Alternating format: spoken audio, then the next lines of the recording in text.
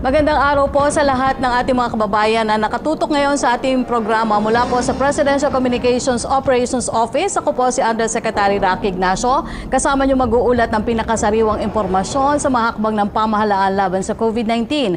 Basta't laging handa at sama-sama, kaya natin to. Kaya naman samahan niyo kami rito sa public briefing, #LagingHandaPH. Magsisimula po ngayong araw ang Tatak ng Pagbabago 2020, the Pre-Zona Forum. Ang Communications Operations Office, ako po si Undersecretary. Ngayong July 8 po ay ang unang araw, tampok po ang Economic and Infrastructure Cluster Forum na may temang Regaining Momentum, Accelerating Recovery in a Post-COVID-19 World. Kasalukuyan pong nagaganap ang Pre-Zona sa Philippine Information Agency Auditorium at naka-livestream po ito via Facebook pages ng PCO, pati na rin po sa mga attached agencies nito.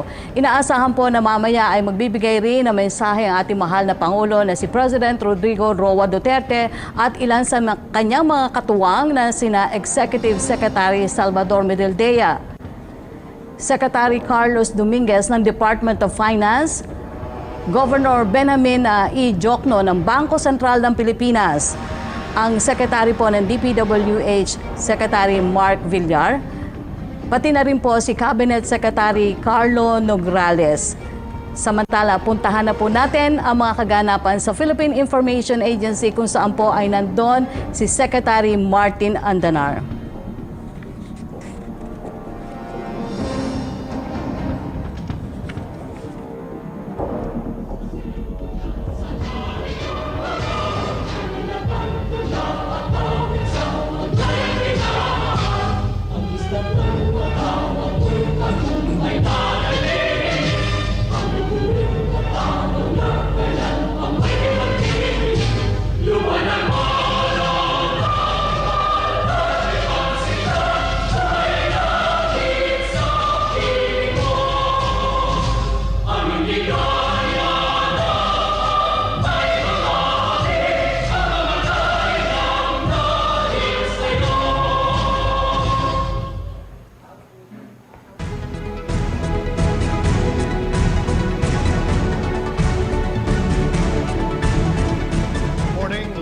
Visayas and Mindanao. Welcome to Tatak ng Pagbabago 2020, the Pre-Zona Forum ahead of the 5th State of the Nation address of President Rodrigo Roa Duterte.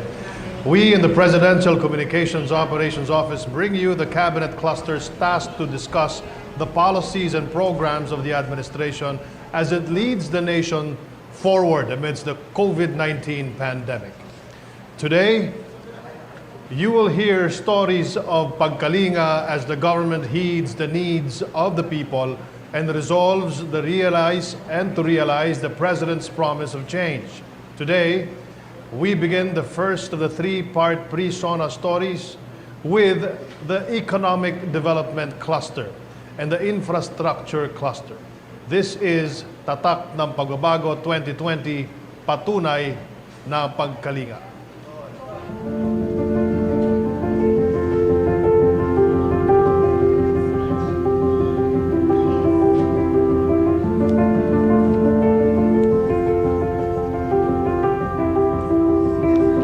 Sa pagbubukas ng taong 2020, kinaharap ng Pilipinas ang mga napakabigat na suliranin. Pinakamatindi na rito ang pandemya ng COVID-19 na nagbigay banta sa kalusugan at kaligtasan ng sambayanang Pilipino. Sa harap ng pagsubok, tayo'y nagkapit-bisig at nagbayanihan para sa ikagagaling ng lahat. Sa pangunguna ni Pangulong Rodrigo Roa Duterte, puspusan ang paghahatid ng tulong at serbisyo ng pamahalaan sa mga mamamayan sa gitna ng dinaranas na public health emergency. Ang maagap at masikasig na pagtugon sa mga pangangailangan ng taong bayan ay patunay ng pagkalinga at pagmamalasakit ng Administrasyong Duterte sa bawat Pilipino, sa loob at labas man ng bansa.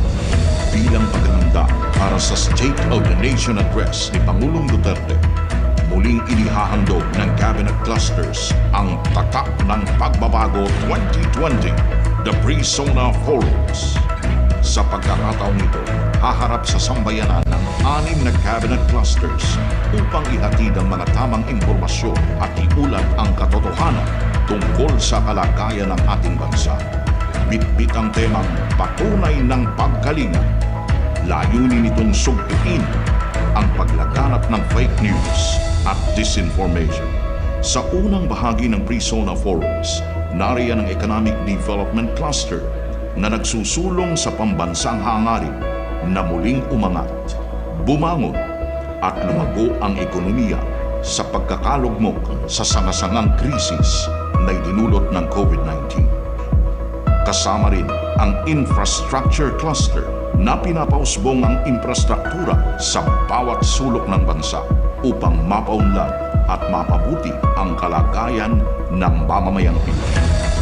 Sa ikalawang bahagi, nariyan ang Human Development and Poverty Reduction Cluster na nangangalaga sa interes ng mga maralitang Pilipino at umaagapay sa mga pangangailangan ng taong bayan sa usapin ng kalusugan, kabuhayan, edukasyon at iba pang mga serbisyo.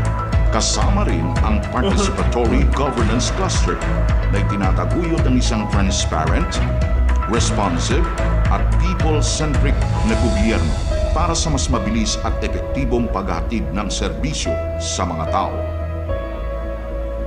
Sa pangatlo at pinakahuling bahagi naman, nariyan ang Security, Justice and Peace Cluster na prioridad ang pagpapanatili ng kaayusan, seguridad at kapayapaan sa mga komunidad. Kasama rin ang Climate Change Adaptation, Mitigation and Disaster Risk Reduction Cluster na pinapahusay ang kahandaan at katatagan ng mga komunidad laban sa mga kalamidad at sakuna habang pinapaigting ang pagpapatupad ng mga pulisiyang poprotekta sa kalikasan.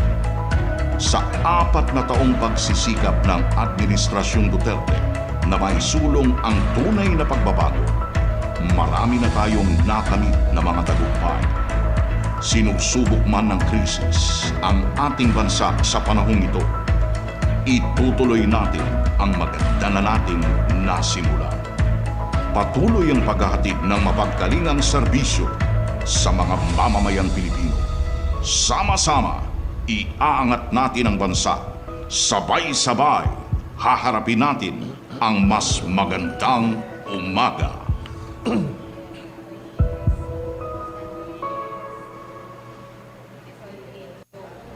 From the day of his election up to the present, President Rodrigo Duterte has remained firm in his commitment to bring government closer to the Filipino people.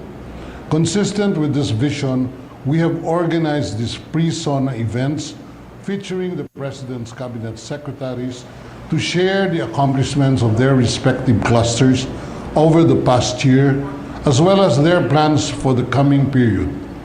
The presentations include the programs and activities for our whole of government response to the COVID-19 pandemic.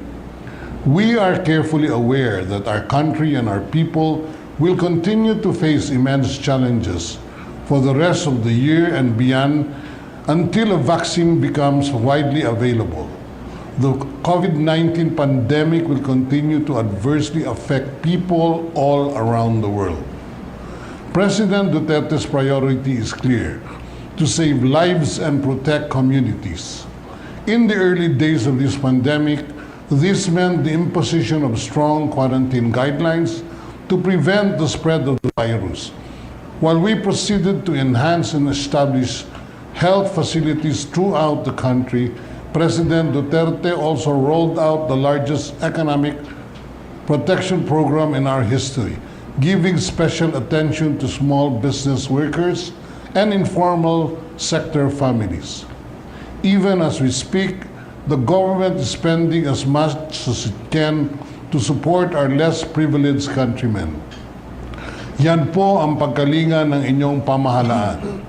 The emergency measures the President adopted to fight this crisis saved thousands of lives. But these life-saving measures had the inevitable result of constraining economic activity, thus affecting livelihoods. Having vastly improved our health system capacity, we are on the road towards reopening our economy. This is evidenced by the less restrictive quarantine classifications now prevailing in most parts of the country. Nonetheless, as we help our citizens return to work, each and every Filipino needs to remain vigilant. We should all continue observing social distancing and other public health measures, such as wearing of masks and frequent washing of hands, to protect each other's health and well-being. We must act responsibly. Sabi nga nila, mapa-ECQ o MGCQ, huwag matigas ang ulo, may virus pa rin. As we transition to the new normal, your government's pagkalinga will take the form of a strong economic rebound. We shall save and restore as many livelihoods as we can. The presentations you will be seeing shortly will provide our people a full picture of what has been done and what plans have been laid out for our nation's economic recovery. The whole of government is working round the clock to minimize the socioeconomic impact of this pandemic and to ensure our sustainable recovery. We have been relentless in mobilizing every resource and seeking every opportunity to attain better days for our nation. We are confident that in spite of the continuation of this health crisis, our economy can resume its growth trajectory and that our economic and infrastructure development will generate jobs for Filipino workers, enabling them to provide a more comfortable life for their families. Maraming salamat po. Thank you very much for the welcome message, Secretary Medialdea. Now, this year's pre-SONA is different from that of what we had for the past 3 years. Nonetheless, our promise to give you timely and relevant updates on the administration's movements remains the same. As I've mentioned, this is the first of the 3 pre-SONA forums we have scheduled for you, leading to the State of the Nation address of the President on the 27th of July. Today's show is spearheaded by the Economic Development Cluster and the Infrastructure Cluster. Before COVID-19 hit us, the Philippines had one of the fastest growing among the major economies of Asia and the world. But the past few months have been tough for all of us. How then will our economy regain our momentum and recover? With us today is the head of the government's economic team, Secretary Carlos G. Dominguez of the Department of Finance.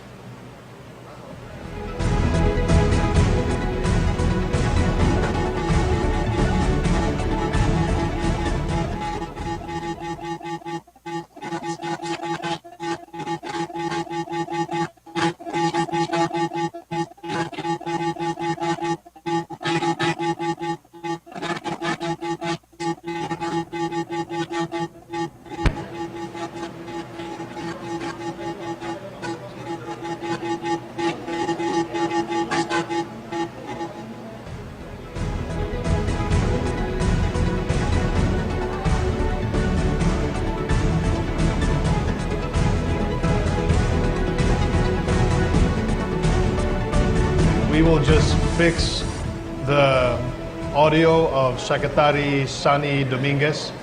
Apparently, the audio of the Secretary through Zoom has been muted. But today is going to be a special day. We have several members of the Economic and Infrastructure Cluster that will speak for the entire pre-SONA of this year. We have Secretary Dominguez. We will also have Secretary or Governor Ben Jokno. And then we shall have Secretary Mark Villar speak about all of the infrastructure projects of the Philippine government through the Build. The question today would be, what has, or should be not what the government has done for the past 5 years or 4 years, but probably what will you expect from the government from this time on until the end of the year, since we are in the midst of the pandemic, this crisis that hit our country, hit the rest of the world, and has caused the economy of the Philippines and the rest of the world to stumble. So napakahalaga po ng magiging pre-SONA sa araw na ito dahil makikita natin kung ano ang plano ng ating economic cluster, ano ang plano ng ating infrastructure cluster sa mga darating na buwan.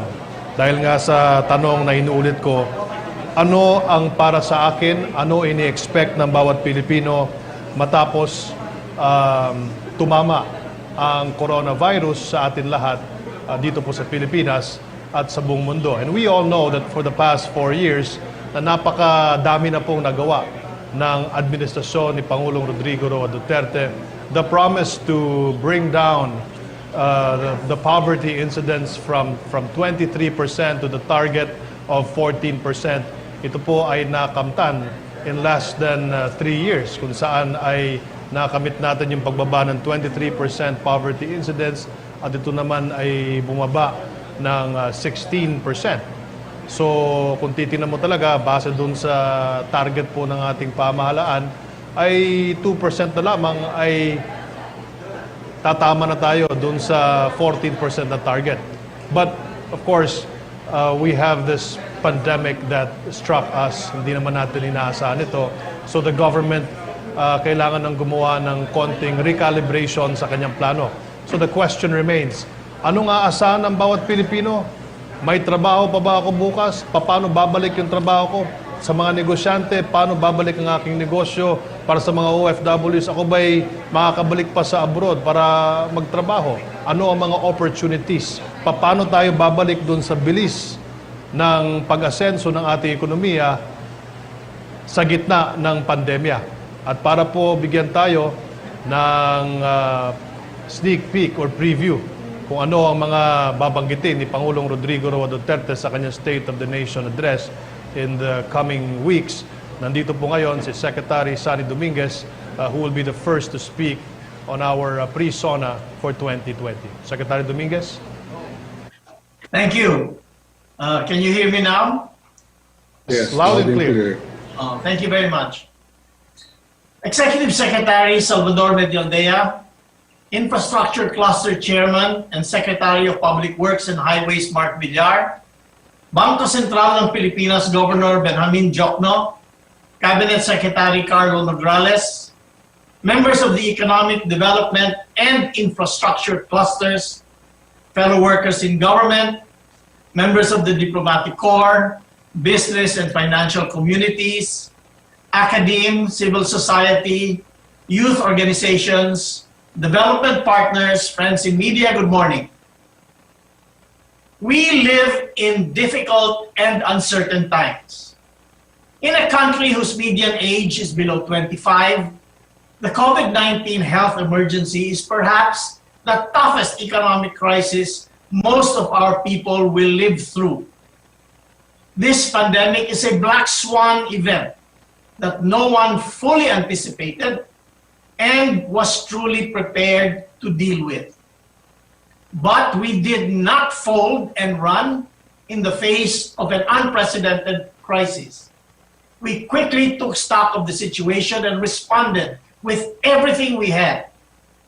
President Duterte's early and decisive measures to combat the contagion saved thousands of lives. According to the epidemiological models by FASTER Project in April and the University of the Philippines COVID-19 Pandemic Response Team as of June 27, government interventions such as the lockdown have prevented as much as 1.3 to 3.5 million infections. Imposing the enhanced community quarantine not only slowed the virus spread when it could have grown exponentially faster. The lockdown gave us time to expand our testing capacity by multiples. From just around 300 actual tests per day in March, our capacity grew to 18,141 average daily tests at the start of this month.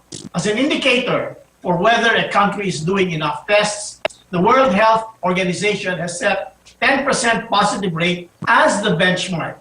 The Philippines meets this measure with only 7.4% of tests yielding positive result.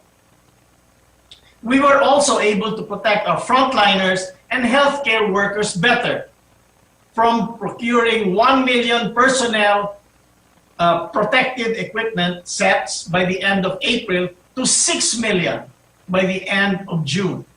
This is a six-fold increase that was accelerated by the special powers under the Bayanihan Law that facilitated emergency procurement and measures by the Bureau of Customs to expedite their release from the piers.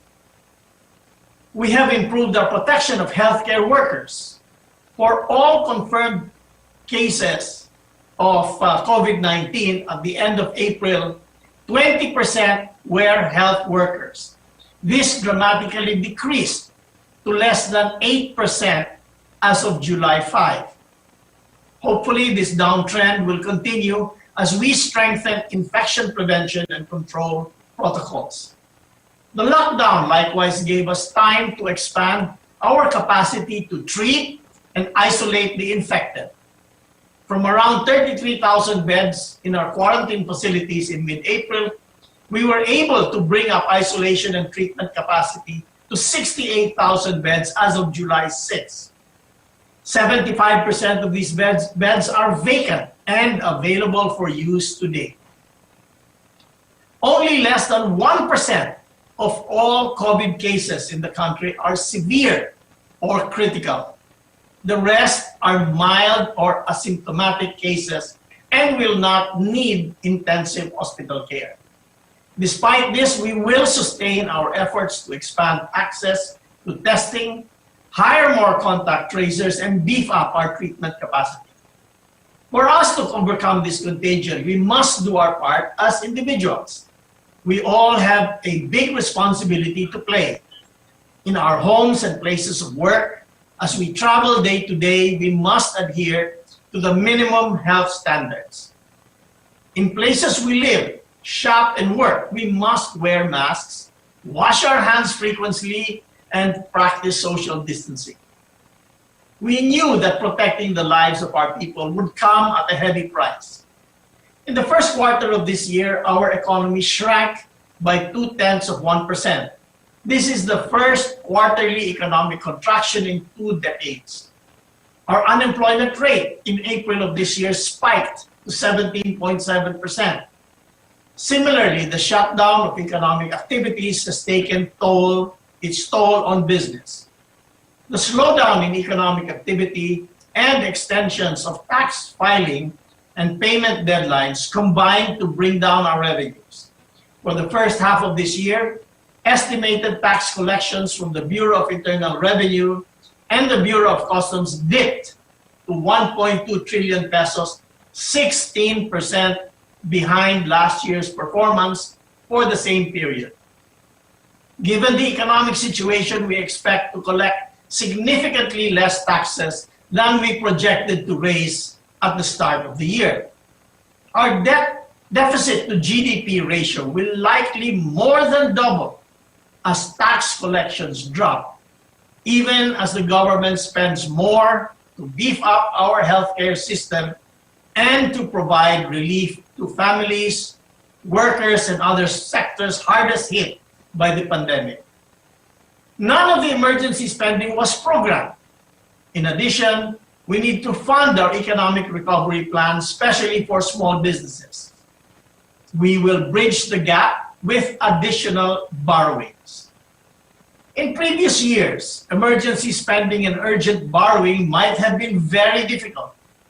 The Duterte administration's prudent approach to fiscal and economic management made us one of the strongest, most resilient, and credit-worthy economies in the region. Signs of recovery are also emerging.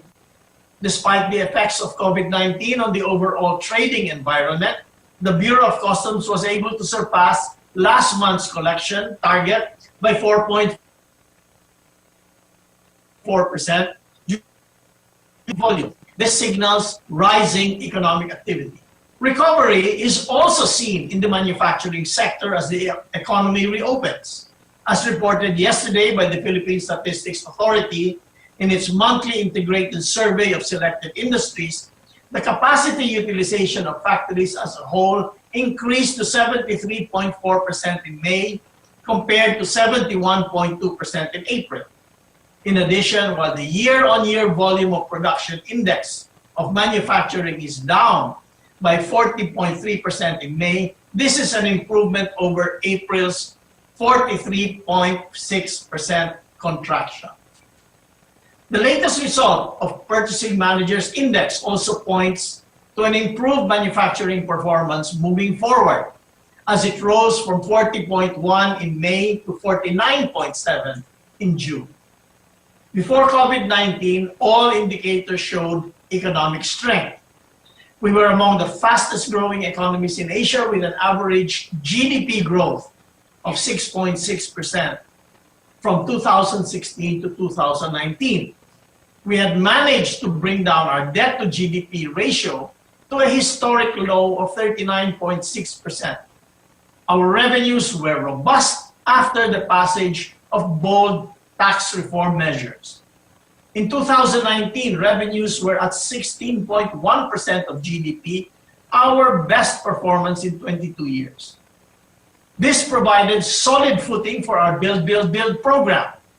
Despite the delay in the passing of the budget for 2019, we were able to catch up and accelerate our spending on infrastructure investments to 5.4% of GDP last year, double the average infrastructure spending to GDP for the past 50 years. Inflation also remains stable and under control, averaging 3% from 2016 to 2019. For the month of June this year, the inflation rate further slowed to 2.5%.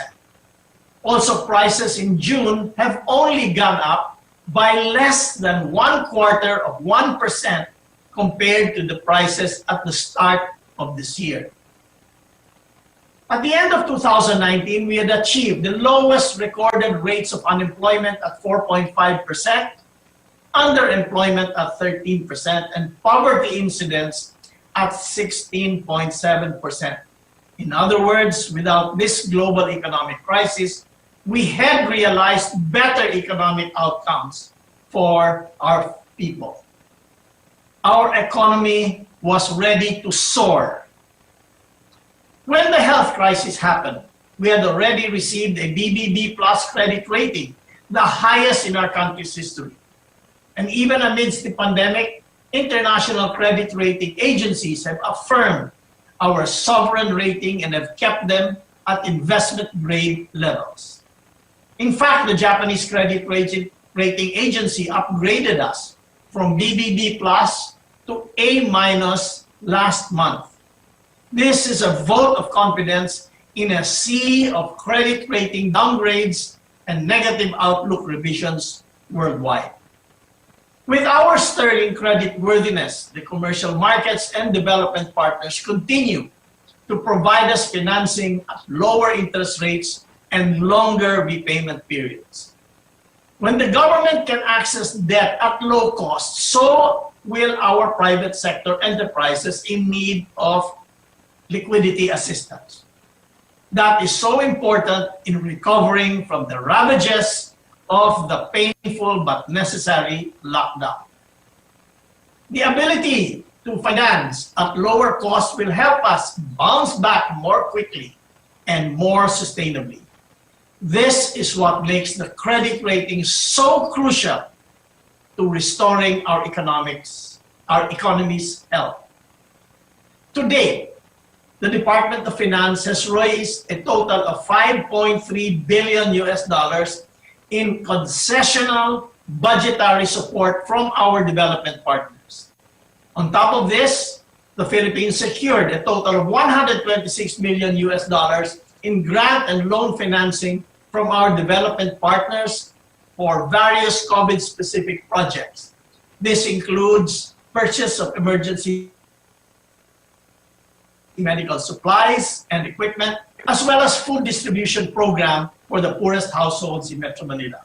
In the commercial market, we raised $2.35 billion from our latest global bond offering that fetched the lowest ever coupon in the US dollar market. All these are a clear vote of confidence in our future recovery and a favorable appraisal of where our prospects stand compared to the rest of the world. In terms of domestic sources, we have raised 1.2 trillion pesos in gross domestic borrowings from the beginning of the year to support our budget. As part of this, the Bangko Sentral ng Pilipinas entered into a repurchase agreement with the national government amounting to 300 billion pesos to help us fund our COVID-19 initiatives. Moreover, we have received a total of 149 billion pesos in remittances from government-owned or controlled corporations since the start of the year. The Department of Budget and Management has thus far released allotments totaling 375 billion pesos for the government's COVID-19 response program. While the people's health and safety remain a priority, we cannot keep on retreating from the virus at the cost of our livelihoods. Metro Manila and Calabarzon account for 67% of the country's economy. It is vital that these regions reopen. The reality is that this virus will not go away until a vaccine is found. In the meantime, we must get back to work while staying safe. We need to strike a reasonable balance between safeguarding public health and restarting our economy. Health and livelihood is not a binary choice. We must protect lives in ways that do not prevent us from earning a living. This is a tough decision to make, but we need to do this. Revving up the economy essentially means raising consumer and investor confidence, which requires some functional level of interaction among groups and individuals. We are asking all Filipinos to cultivate in themselves a renewed sense of confidence through continued vigilance, not out of fear, but with the knowledge that most factors of viral transmission are under our personal control. Pragmatism guides us as we put together an effective recovery program that we can afford and fully execute. Components of this plan are already being rolled out. In addition to the 205 billion peso emergency cash grant and 51 billion peso small business wage subsidy designed for immediate relief measures, the government is implementing other initiatives to help struggling families and businesses. The public can avail of several credit facilities and services extended by government financial institutions. Members of the Social Security system can now borrow calamity assistance loans for COVID-19. Since its online filing was launched on June 15, SSS has approved a total of 479,000 applications amounting to 7.5 billion pesos. Today, it has released 1.7 billion pesos to 102,500 borrowers. Those laid off workers, when the economy froze, can seek unemployment insurance benefits equivalent to half their average monthly salary credit for 2 months. The SSS launched this program in August of 2019. Since the start of the lockdown, it has already approved 6,300 applications, totaling 84.4 million pesos. To date, SSS has released 76.2 million worth of benefits to 5,740 applicants. The government service insurance system will also help members cope with the changes brought about by the pandemic. Next month, GSIS will introduce a new 30,000 peso computer loan program to its active members to help them purchase a laptop or desktop in light of the new normal of holding distance or online school class at a 6% per annum interest rate. In addition, the SSS will launch in September an educational loan program for its members to help pay tuition and other school fees for their nominated student beneficiaries. The maximum loan amount that can be taken out by a borrower for a given academic school year is 100,000 pesos. This will be payable after 5 years from the initial loan taken out. Private educational institutions can also seek help from the Land Bank of the Philippines Study Now, Pay Later lending program. Since the program's launch 2 months ago, over 80 educational institutions nationwide have expressed interest in accessing this credit facility. As of July 1, the bank has approved loan applications totaling 260 million pesos. The Philippine Guarantee Corporation, meanwhile, approved a credit guarantee program amounting to a total of 120 billion peso worth of loans for private banks for them to be able to extend financial assistance to small business owners during this crisis. To date, the corporation has already accredited 22 banks for a total facility of 37.5 billion pesos. Businesses are expected to start availing of the program by the end of July once the banks completed their legal review of the guarantee agreements. The Department of Labor and Employment, for its part, has extended financial aid totaling 6.4 billion pesos to over 1.18 million displaced employees in the formal and informal sectors of the economy, including our returning overseas Filipino workers. The Technical Education and Skills Development Authority, or TESDA, launched an online training program for displaced workers to upskill them. Since the start of the lockdown, 722,000 individuals availed of this program. The government is working hard to provide job opportunities and eventually absorb our laid-off workers into the economy in the shortest possible time. Similarly, the Department of Tourism has been implementing online learning series workshops since April as part of its retooling program for the industry stakeholders. To date, 23 webinars have been conducted for about 7,200 participants. This agency is also working on its tourism response and recovery program focused on the protection of tourism workers, promotion of domestic destinations, and development of institutional measures in support of the new normal, among others. Meanwhile, the Department of Agriculture rolled out cash subsidies to over 1 million affected farmers and fisherfolk, amounting to 6 billion pesos or around 5,000 pesos each. Farmers and micro and small agricultural enterprises can also tap the Survival and Recovery Aid Program of the Agricultural Credit Policy Council for additional financial assistance. Micro and small enterprises can also avail of the Department of Trade and Industry and the Small Business Corporation's 1 billion peso COVID-19 assistance to restart enterprises loans program. The loan amount that businesses can avail of ranges from 10,000 pesos to 500,000 pesos at zero interest rate, payable in either 18 or 30 months. Since the program's launch in April, the agencies have approved 2,000 applications with total loans amounting to 152.4 million pesos. To date, a total of 14.2 million pesos in loans has been released to 183 borrowers. We have also embarked on a series of priority actions to revive the economy while protecting our citizens.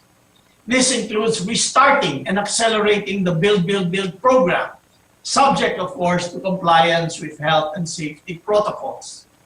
We are helping businesses equip themselves to operate in the new normal. The Department of Science and Technology is offering its Small Enterprise Technology Upgrading Program, where businesses can access trainings to help them transition to online and contactless operation. The Department of Information and Communications Technology, for its part, is providing online resources for businesses and workers under a work-from-home program. To ensure that enterprises, even in the remote communities, are able to adapt to a new normal, the Department of Energy will be pursuing its total electrification program. This will be supported by the 2.46 billion peso Access to Sustainability Energy Program grant from the European Union. The program aims to provide access to basic electricity and energy services to hundreds of thousands of households nationwide with a focus on Mindanao. We have thrown a wide safety net for our people and our economy. This government will support you as you protect yourselves, your families, your colleagues, and your workers from this invisible menace. President Duterte's 8888 government complaints hotline is active. Do not hesitate to use this to complain or make suggestions. We are all in this together. We also ask you to bear in mind that while health measures are absolutely necessary for us to fight this pandemic, increasing economic activity in a responsible manner is a matter of national survival and priority. We encourage you to keep on innovating wherever possible and efficient. Shift activity to digital spaces, as many businesses have already done. Again, feel free to bring to our attention government services that you need digitalized. We must keep making progress on this front. To be eligible for benefits to duly registered enterprises, you have to, of course, register with the Bureau of Internal Revenue, the Department of Trade and Industry, and your local governments. These agencies are working to make filings and payments digitally enabled. Bear in mind, too, that you can directly contribute to our COVID-19 war chest, apart from paying the right taxes on time. You can invest in government securities. Investing in government securities is not only safe, but is very helpful to economic recovery.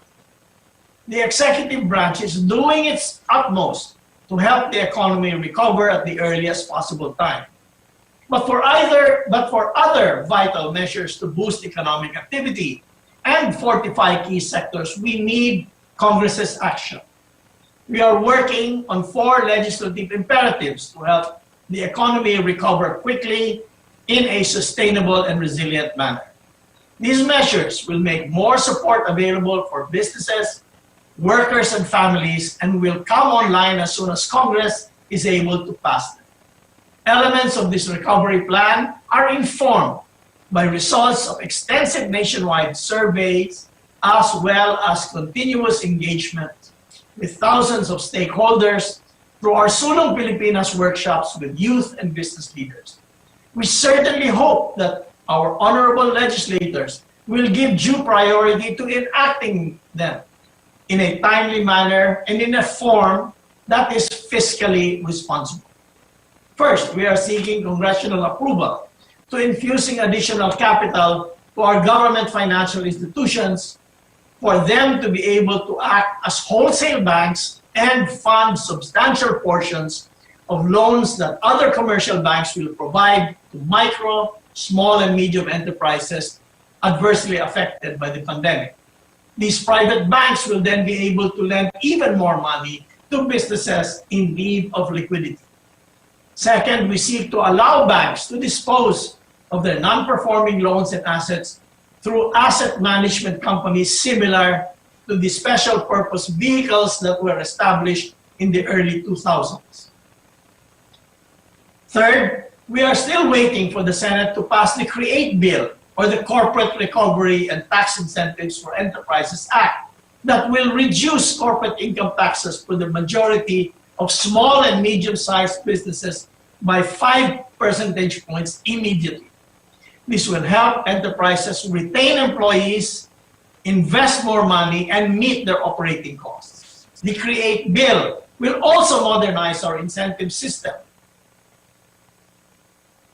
and allow us to tailor-fit fiscal and non-fiscal incentives to the investors we want to invite here. Finally, we seek to provide greater support to the agricultural sector by giving the banking system the ability to support the whole value chain of agricultural enterprises.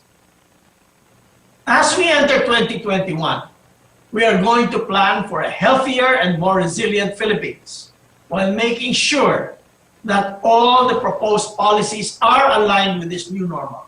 We are maintaining our Build, Build, Build program. Infrastructure projects will be the best way to revive the economy because of their high multiplier effect, stimulating demand and generating new jobs and businesses. More projects are also being identified in the areas of health, education, housing, and water and sanitation. We maintain our commitment to bold fiscal and economic reform measures, such as the remaining packages of the Comprehensive Tax Reform Program. The economic team also supports complementary bills that will open up our country to more foreign direct investments, such as amendments to the Foreign Investments Act, the Retail Trade Liberalization Act, and the Public Service Act. We will never take the threat posed by the pandemic lightly. Be assured that the Duterte administration will protect our economic gains, support our recovery, strengthen our resilience, and bring us back to the path of inclusive and shared prosperity. This crisis will not diminish our willingness to exercise decisive leadership. By working together, we will beat this pandemic and come out even stronger than ever. Thank you. Thank you very much, Secretary Sani Dominguez. To discuss developments in the monetary, external, and financial sectors, we also have Governor Benjamin Diokno of the Bangko Sentral ng Pilipinas.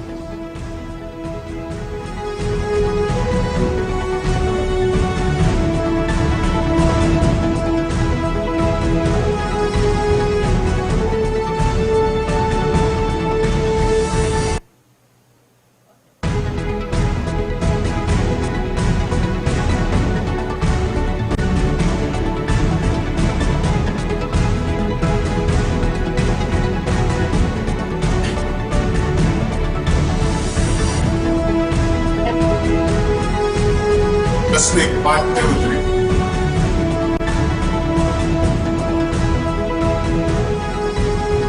3. Esteemed Cabinet Secretaries, fellow workers in government, ladies and gentlemen, good morning. We are currently in the midst of a crisis that is unlike any that we have previously experienced.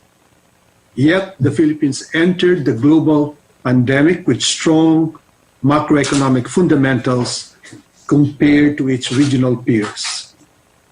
The robust growth, good fiscal performance, and strong external and financial sector positions provided the country with relative stability amid the COVID-19 pandemic.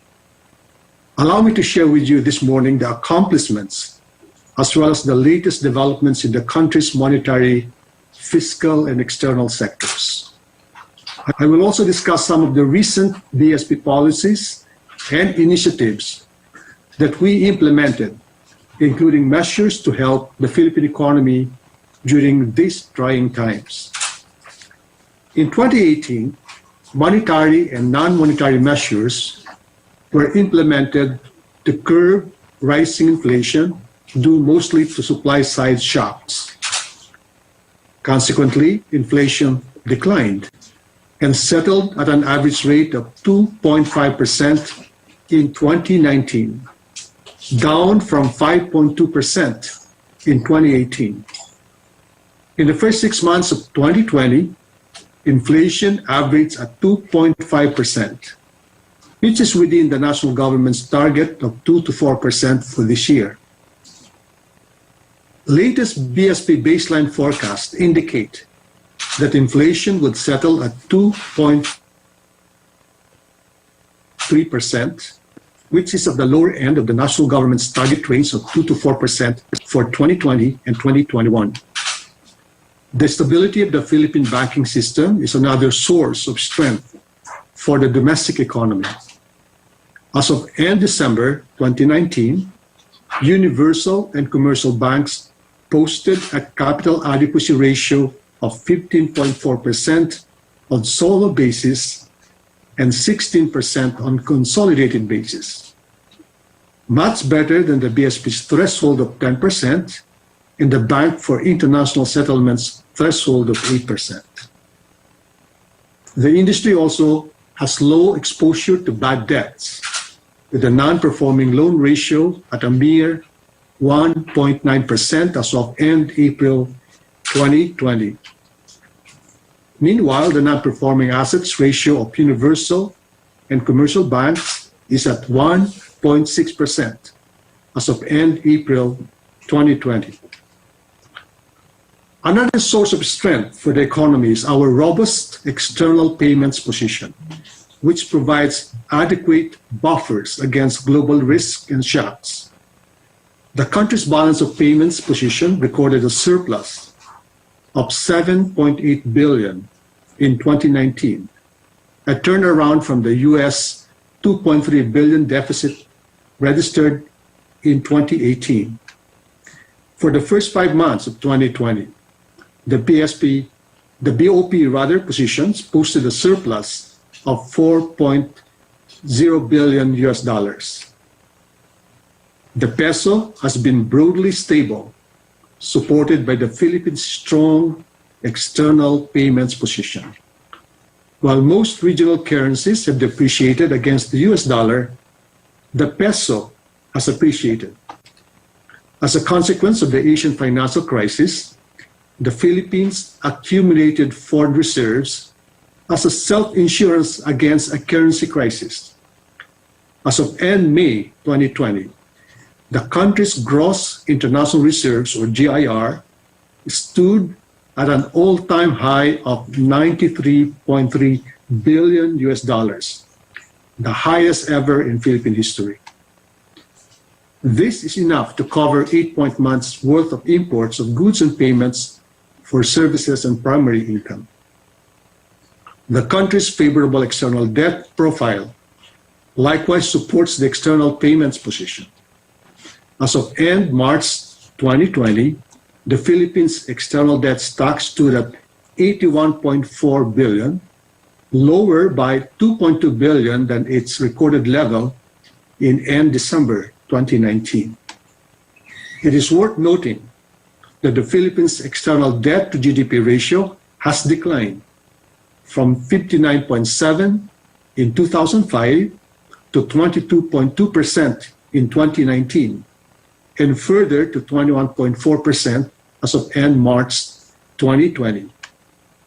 Our debt to GDP ratio remains one of the lowest among ASEAN member countries. Over the years, BSP has implemented many measures to support economic growth. And let me now cite some of those measures. The BSP continuously adjusts its foreign exchange regulations to keep the country's foreign exchange regulatory framework attuned with prevailing market conditions and responsive to the needs of an expanding and dynamic economy. As such, the BSP has implemented 11 waves of foreign exchange reforms since 2007, and one of the pillars of central banking is the safe and efficient payments and settlement system.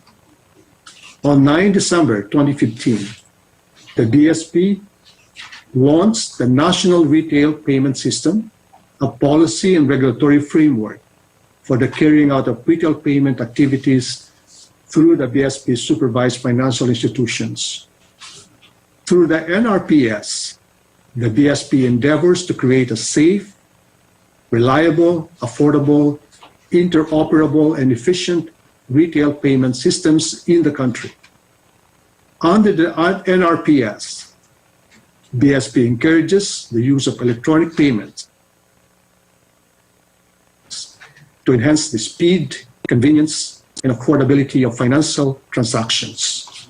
As of 31 May 2020, PesoNet has 58 participating institutions, while InstaPay has 45.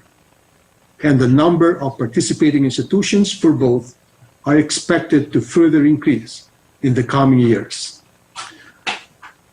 Our experience with COVID-19 highlighted the increasing importance of digital transactions.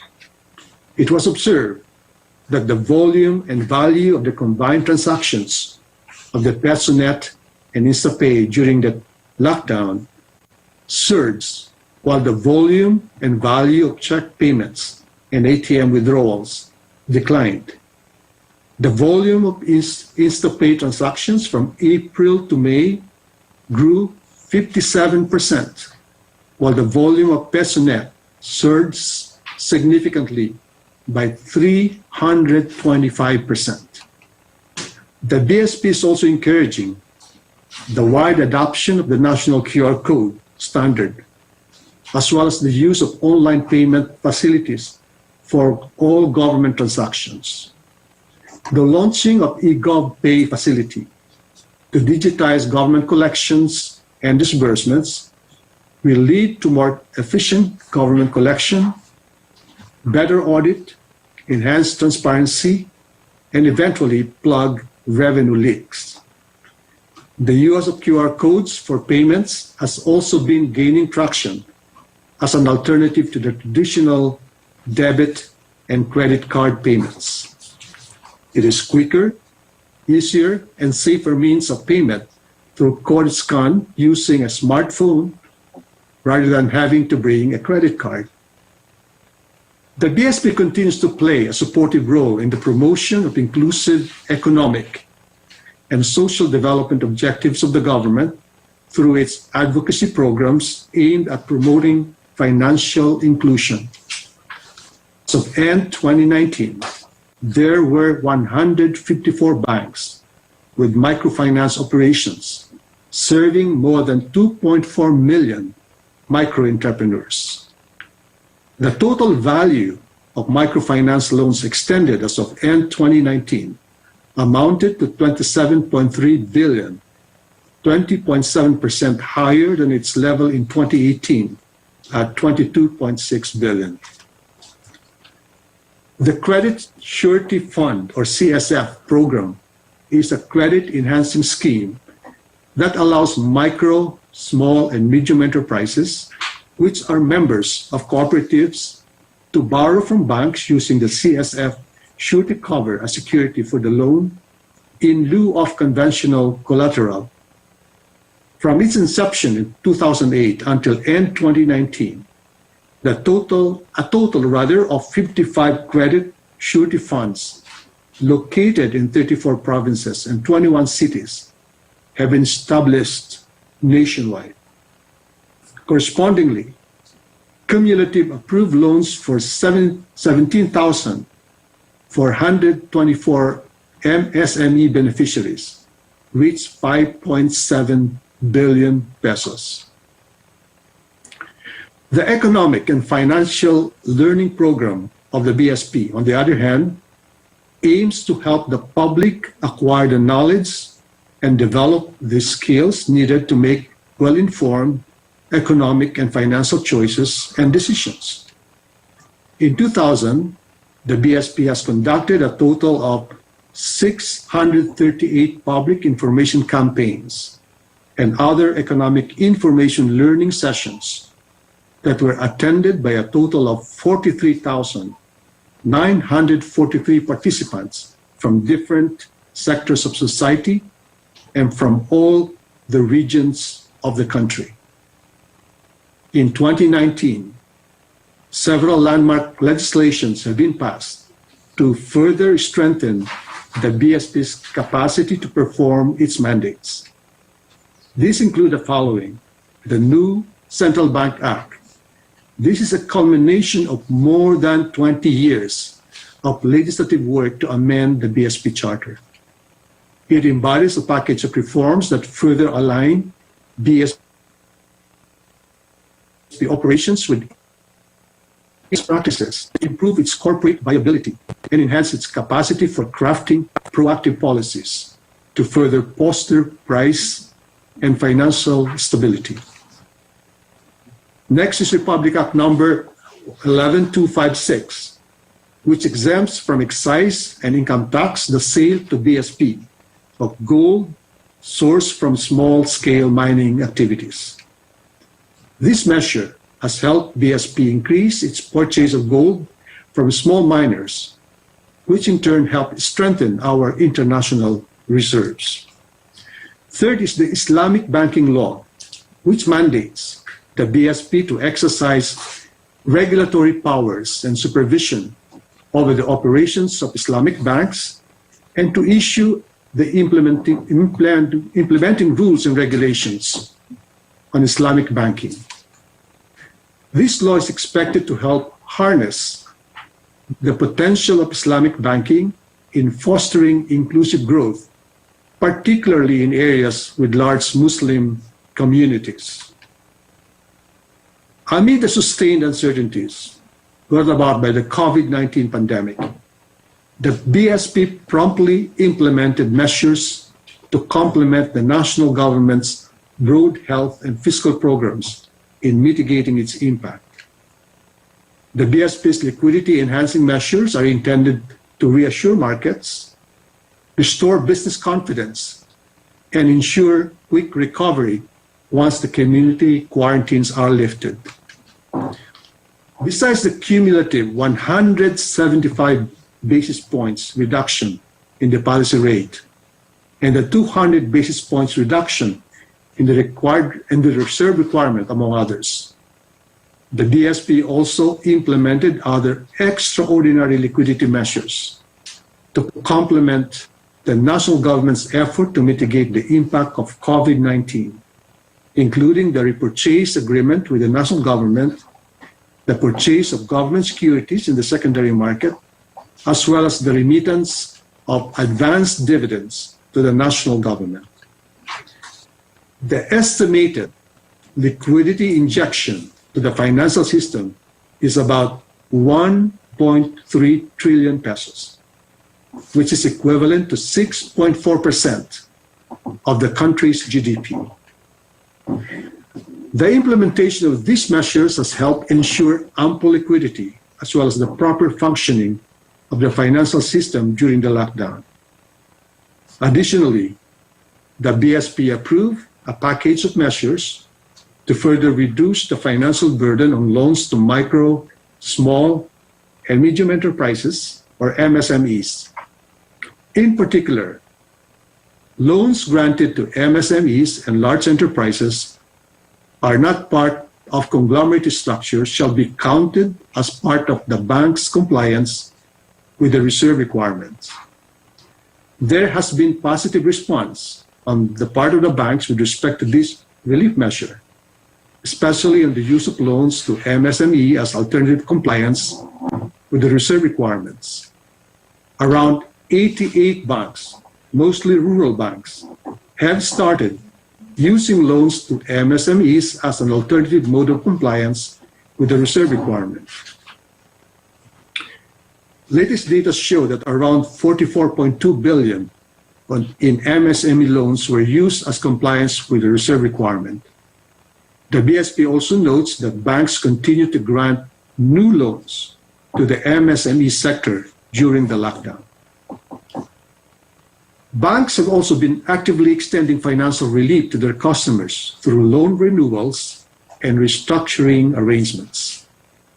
These measures complement earlier monetary actions taken by the BSP to shore up market confidence and cushion domestic economic activity, along with various time-bound relaxation of various regulations, for example, calculation of penalties on required reserves, and single borrowers limits, among others. Now, to mitigate concerns over the potential non-payment or delinquent payment of loans coming from both business and household sector, and to ensure stability of the financial system, the BSP deployed a range of regulatory relief measures to encourage BSP-supervised financial institutions to grant a temporary grace period for loan payments or to restructure the loan accounts of their borrowers, supporting the operations and lending activities of banks. To encourage BSP-supervised institutions to offer safe, efficient, and reliable digital channels, the Monetary Board in April 2020 approved the waiving of fees related to the provision of electronic payments and financial services. The BSP has implemented measures to ease operational requirements on banks to ensure continued delivery of financial services. The BSP reiterates its commitment to use its entire arsenal of policy tools and instruments in a timely and prudent manner to help cushion the economy from the potential fallout. The relatively benign inflation outlook in the policy horizon provides space for monetary policy adjustments to complement the national government's efforts in mitigating the adverse impact of the public health crisis. The pandemic highlighted the need to expand the reach of digital payments. Efficiency in retail payments is really about speed, convenience, and affordability, which can clearly be supported by a shift to electronic payments. Thus, a key outcome of the national retail payment system is to increase the adoption of electronic retail payments to 50% by 2023, if not sooner. The BSP envisions an accelerated uptake on e-payment services through digital payments like the InstaPay and PesoNet in the next 3 years.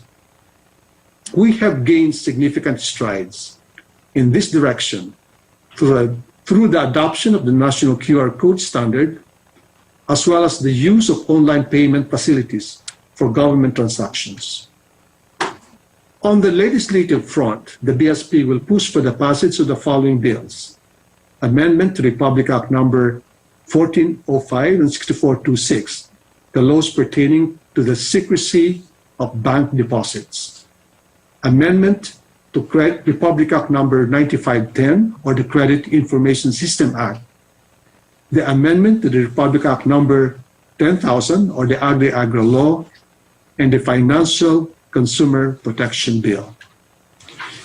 In addition to these legislative priorities, the BSP, together with the national government, are actively pushing for the passage of the following bills: the Financial Institutions Strategic Transfer, the Government Financial Institutions Unified Initiatives to Distress Enterprises for Economic Recovery, or GUIDE, and the Bayanihan 2, or To Recover as One Act. In conclusion, allow me to highlight the important points made in this presentation. First, the Philippines entered into the global pandemic from a position of strength. Thus, the country's sound fundamentals will lend support to our response to the public health pandemic and propel the economy into a strong recovery in the coming years. Next year, we expect GDP to bounce back between 8 to 9%. Our financial and economic resilience has been recognized and affirmed by several external organizations. The most recent was the Japan Credit Rating Agency's upgrade of our credit rating to A- from BBB+ in June 2020. S&P and Fitch, on the other hand, have affirmed the rating of BBB+ and BBB respectively. The prestigious publication, The Economist, also acknowledged the Philippines' relatively strong financial strengths based on 4 metrics, namely public debt, foreign debt, cost of borrowing, and reserve cover. It assessed the Philippines as the 6th best among 66 emerging economies and number 1 among its Southeast Asian neighbors. This slide shows the rating actions of 3 global credit rating agencies, Fitch, Moody's, and S&P. As of 30 June 2020, 39 countries have been downgraded, while there have been 101 negative outlook revisions. Seen in this light, the Japan Credit Rating Agency's upgrade of the Philippines credit rating to A- from BBB+ should be appreciated as a resounding vote of confidence for the Philippines. Second, amid the sustained uncertainty brought about by the COVID-19 pandemic, the BSP implemented policy measures intended to reassure markets, restore business confidence, and ensure quick recovery once the lockdowns are lifted. The decision to unwind COVID-19 policy responses must be done in a gradual, prudent, and informed manner. Third, the BSP remains committed, together with the national government, in implementing the necessary policy measures and reforms needed to help the Philippine economy recover from the COVID-19 crisis and to build its resilience against future crises. Thank you and a pleasant morning to all. Rpn Dxkp, you are still watching the Pre-SONA 2020. Thank you very much to our Economic Development Cluster. On to the second cluster we have this morning, the Infrastructure Cluster, the lead in the implementation of the Build, Build, Build program of the administration. Amidst an era of risks and uncertainties, is the country's infrastructure ready to bear the burden of today and overcome the challenges of tomorrow? To provide updates on the government's infrastructure development projects, we have Secretary Mark Villar of the Department of Public Works and Highways. Magandang umaga po sa inyong lahat. It is with honor and humility that I have this opportunity to speak with you today on behalf of the Cabinet's Infrastructure Cluster. Last year, in the same forum, I joined you in sharing and celebrating many milestones and accomplishments of infrastructure reforms and progress. Those that were seen and felt by our people as evidence of patuloy na pagunlad or sustained economic growth. And there we parted with a message of hope and promise to expect more improvements to come and unfold in subsequent years. Midway into the Duterte administration, we have expected formidable challenges to come to our path, and we have had to hurdle many storms as we move to transform the country's infrastructure sector. Through our firm and collective efforts, we started up 2020 optimistically, knowing that we have surpassed these challenges and that we have made good progress. We have exceeded our infrastructure investment spending goal to reach more than 5% of GDP. Founded on a robust pipeline of projects under the Build, Build, Build program and guided by strategic sectoral master plans and roadmaps. I would like to share with you some of the important things that we have accomplished and what we can expect moving into the Recovery and Resiliency program. The government recognizes the role of internet as a key enabler of economic growth and competitiveness of nations that can contribute to the social and cultural development. To operationalize this mandate, the Department of Information and Communications Technology has set the Digital Philippines Strategy, which aims to accelerate the digital transformation of governance, education, workforce, and communities across the country with a whole of government and whole of society approach. The Digital Connectivity Program, which includes the National Broadband Program and the free Wi-Fi in public places, will build and enhance our existing digital infrastructure. To date, the National Broadband Program has successfully tested the 158 dark fiber segments and lighted 124 nodes of the National Grid Corporation of the Philippines for the National Fiber Optic Cable Backbone Component. Further, the construction of the cable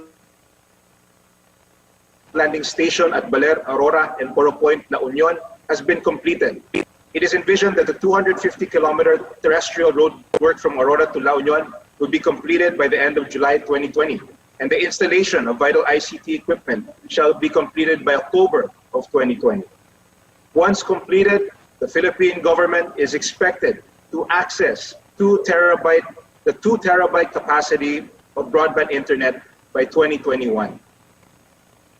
The free Wi-Fi for all in public places and SUCs projects covers the installation of free internet access in public places and state universities and colleges. To date, a total of 4,031 live sites have been installed, while an additional 63,202 sites will be connected by the end of 2022. The digital education shall transform Filipino teachers and learners through the use of ICT in teaching, learning, and education leadership.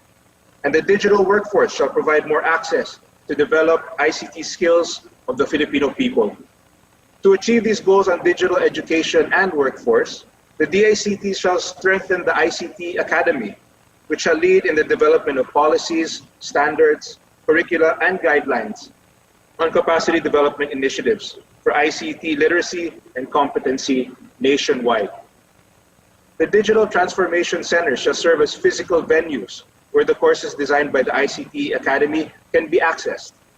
In addition, this year, the DICT shall launch the Skills Window PH, which is an integrated social community, learning management, and job sourcing platform that will make both skills and jobs accessible to Filipinos nationwide.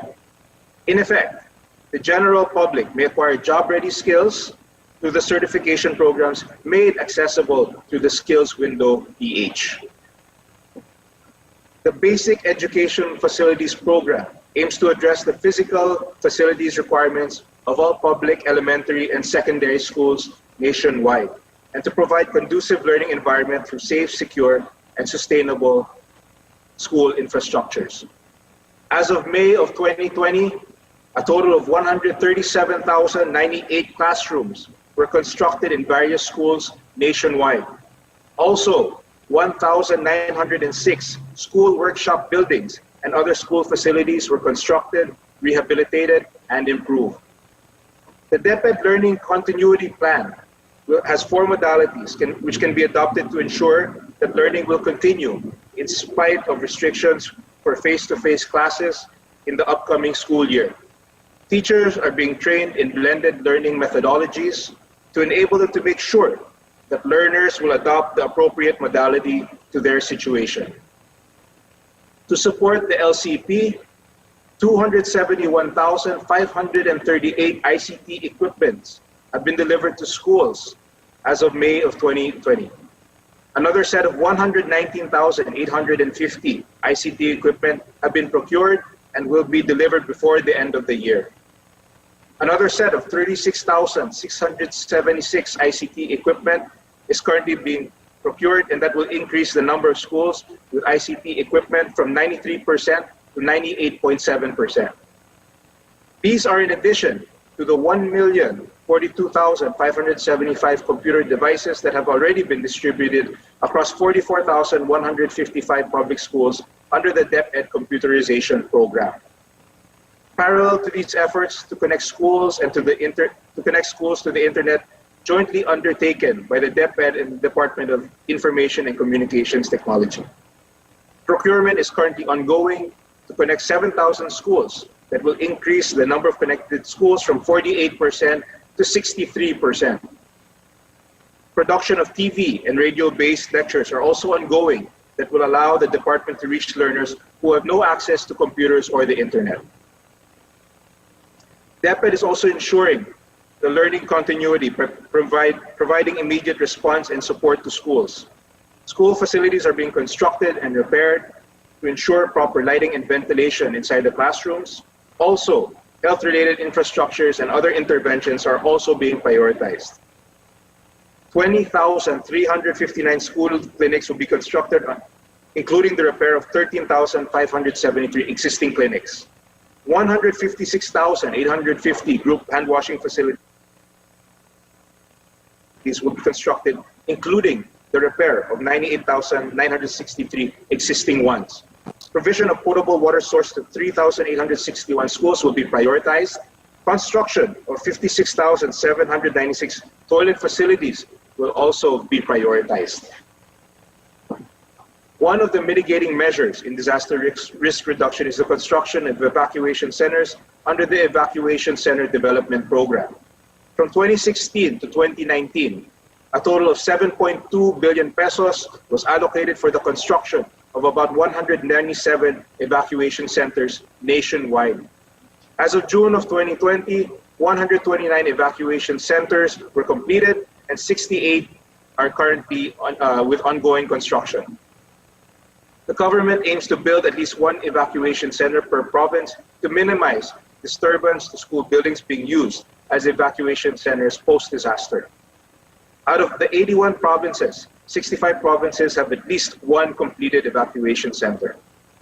Primarily built as a measure for disaster risk reduction, the Evacuation Center Development Program provided helpful during the Taal volcano eruption in January of 2020, and more recently for the outbreak of COVID-19 throughout the country.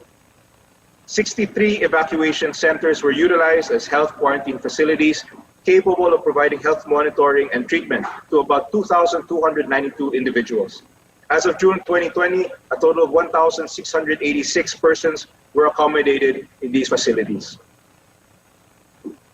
The Center and Residential Care Facilities Infrastructure Project of the Department of Social Welfare and Development aims to give exemplary care and welfare services to marginalized and disadvantaged individuals, groups and families including abandoned and neglected children, children in conflict with the law, street children, children with special needs, abused and trafficked girls and women, abandoned and unattached older persons, persons with disabilities, and deportees.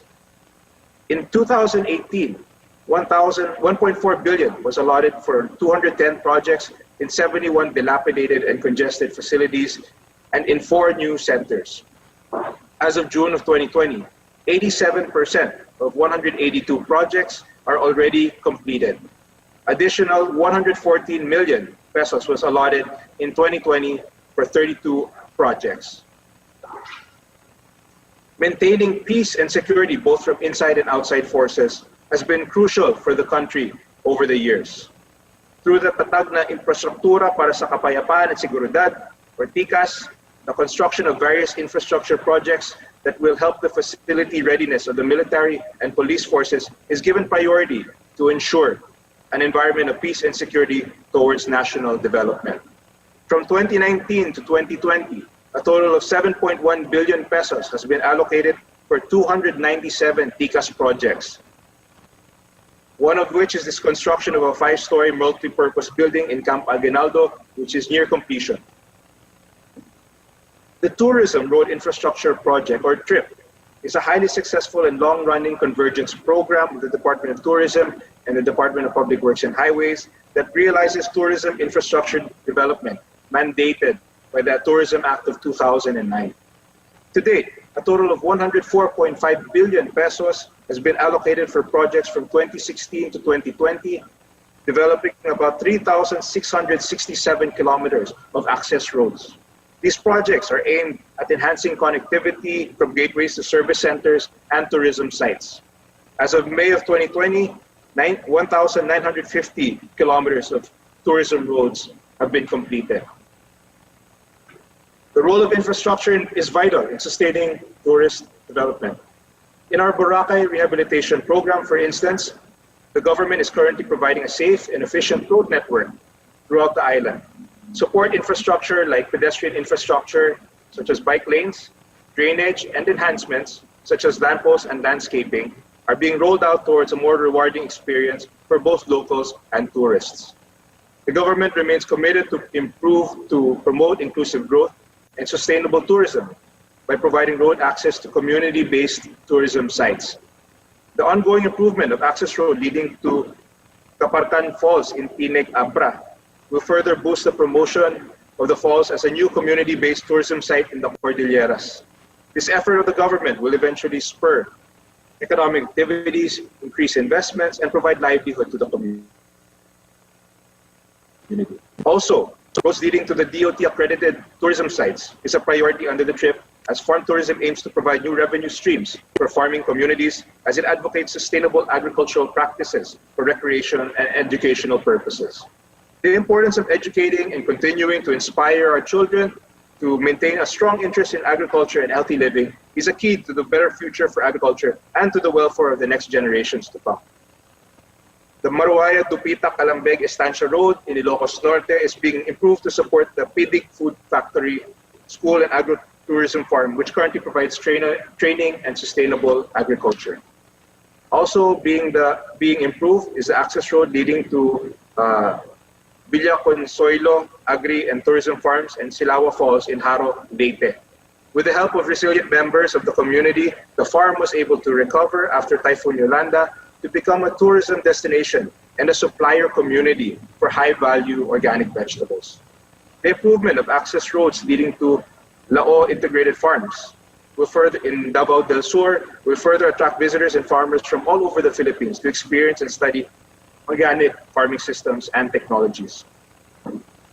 Road networks are being built to improve our service to our farmers in the countryside and to ensure food security. A total of 38.6 billion pesos was released from 2016 to 2020 for the construction and improvement of 3,859 kilometers of farm-to-market roads identified by the Department of Agriculture. As of May of 2020, 1,540 kilometers of farm-to-market roads were constructed and improved. On the other hand, a total of 2.4 billion was released from 2016 to 2019 for the construction improvement of 150 kilometers of farm-to-mill roads identified by the Sugar Regulatory Administration. As of May of 2020, 41 kilometers of farm-to-mill roads were constructed and improved. The Department of Trade and Industry has also partnered with the DPWH to implement the Roll-It program, which aims to enhance road connectivity and that links industry and trade development in priority economic and manufacturing zones in the country. From 2018 to 2020, a total of 28.9 billion pesos has been appropriated for the construction and upgrading of about 1,009 kilometers of access roads leading to industries and trade corridors across the country. As of May of 2020, 436 kilometers have already been completed. Presently being improved is the access road leading to Nasipit Agusan del Norte Industrial Estate Special Economic Zone in Agusan del Norte. This road will connect Misamis Oriental to Agusan del Norte.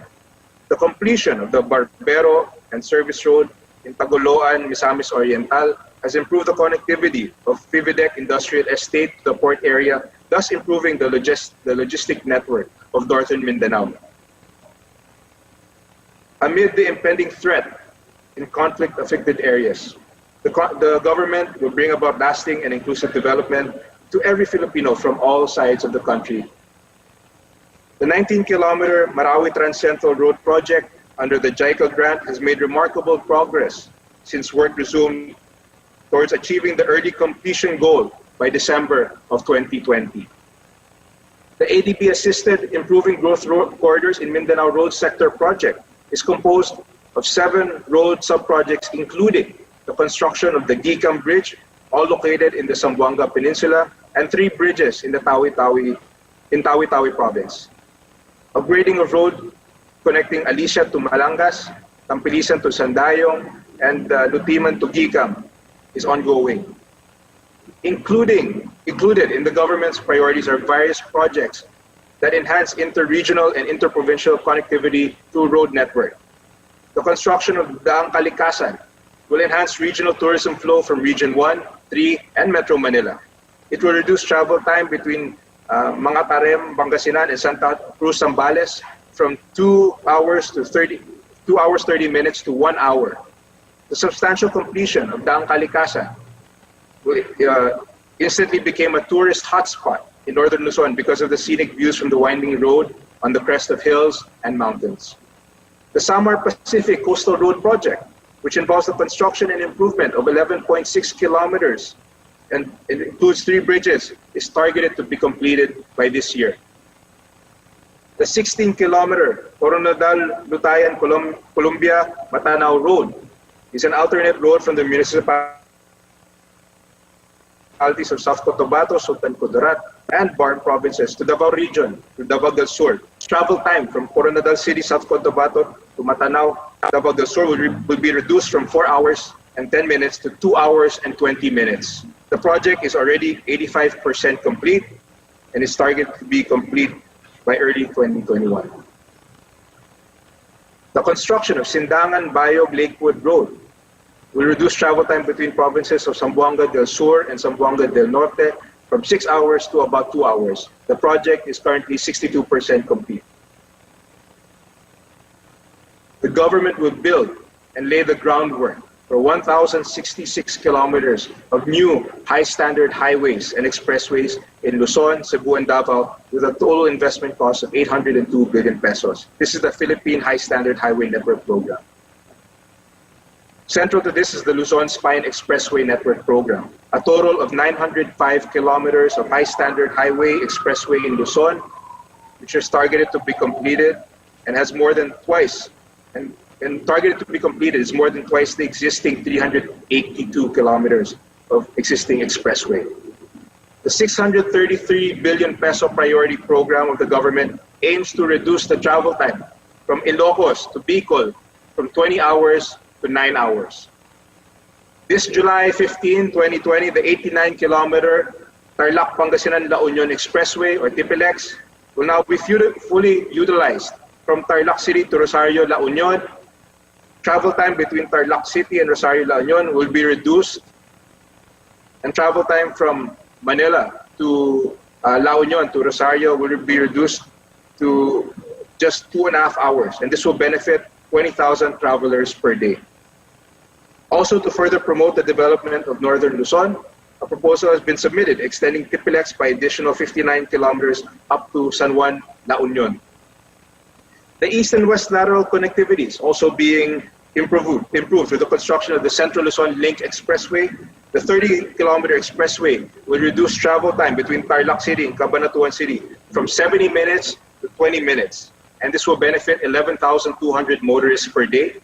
The project is already 85% complete, and a significant portion of this expressway will be open before the end of the year. The 24.61-kilometer arterial Plaridel Bypass Road, which was fully completed last May of 2018, is currently being widened to further ensure the safety and convenience of the motorists. The construction of the 1.12-kilometer Angat Bridge and the 40.86-kilometer Tambubong Bridge and 1.06-kilometer road is currently ongoing. The South Metro Manila Expressway, or C6, will reduce travel time from Bicutan to Batasan from 1 hour and 50 minutes to 26 minutes.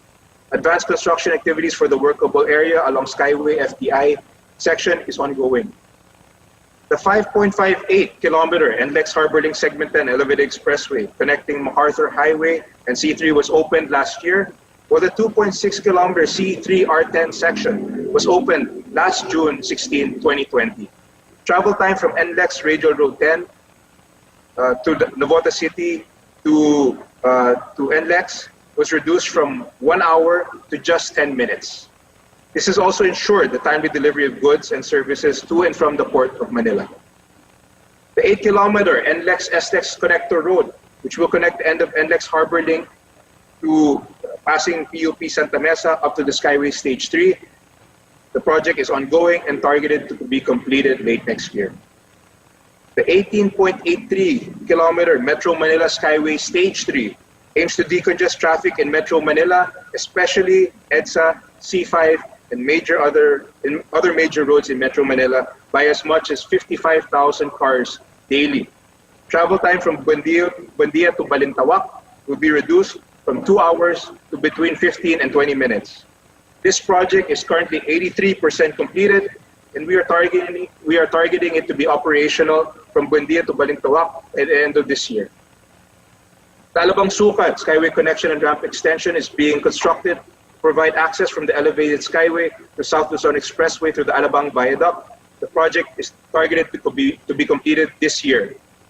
The 7.7-kilometer Manila-Cavite Tollway C5 South Link Expressway, which aims to reduce travel time from R1 to C5 from 40 minutes to 10 minutes.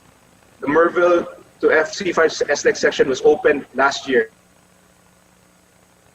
The 45-kilometer Cavite-Laguna Expressway aims to reduce travel time between Cavitex and SLEX from 1 hour and 30 minutes to 45 minutes. The Laguna section is already operational, and the entire project will be completed within this administration. The 66.74-kilometer South Luzon PR4 will facilitate faster and safer travel to Laguna, Batangas, Quezon, and Bicol region, and will reduce travel time from Santo Tomas, Batangas to Lucena City from 4 hours to 1 hour. Construction of the Chaong interchange in Quezon is currently ongoing.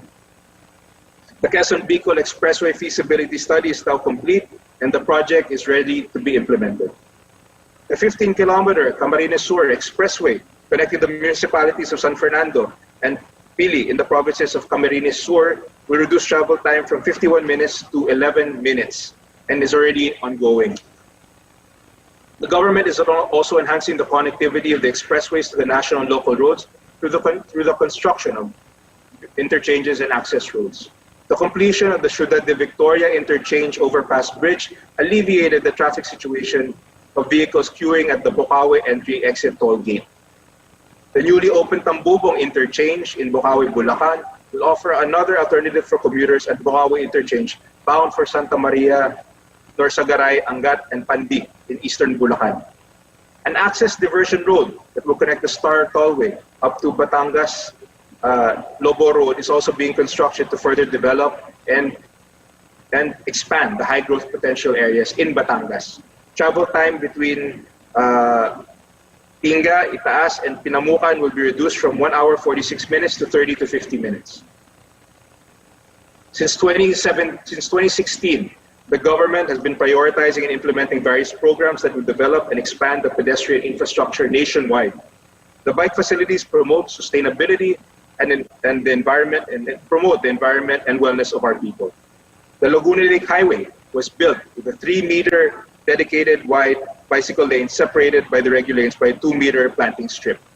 The 46.6-kilometer Bacolod-Negros Occidental Economic Highway is also being built with separated or protected bicycle lanes. The Leyte Tide Embankment project involves the construction of 7,109 linear meters storm surge protection structure, including a 4-meter wide bicycle lane.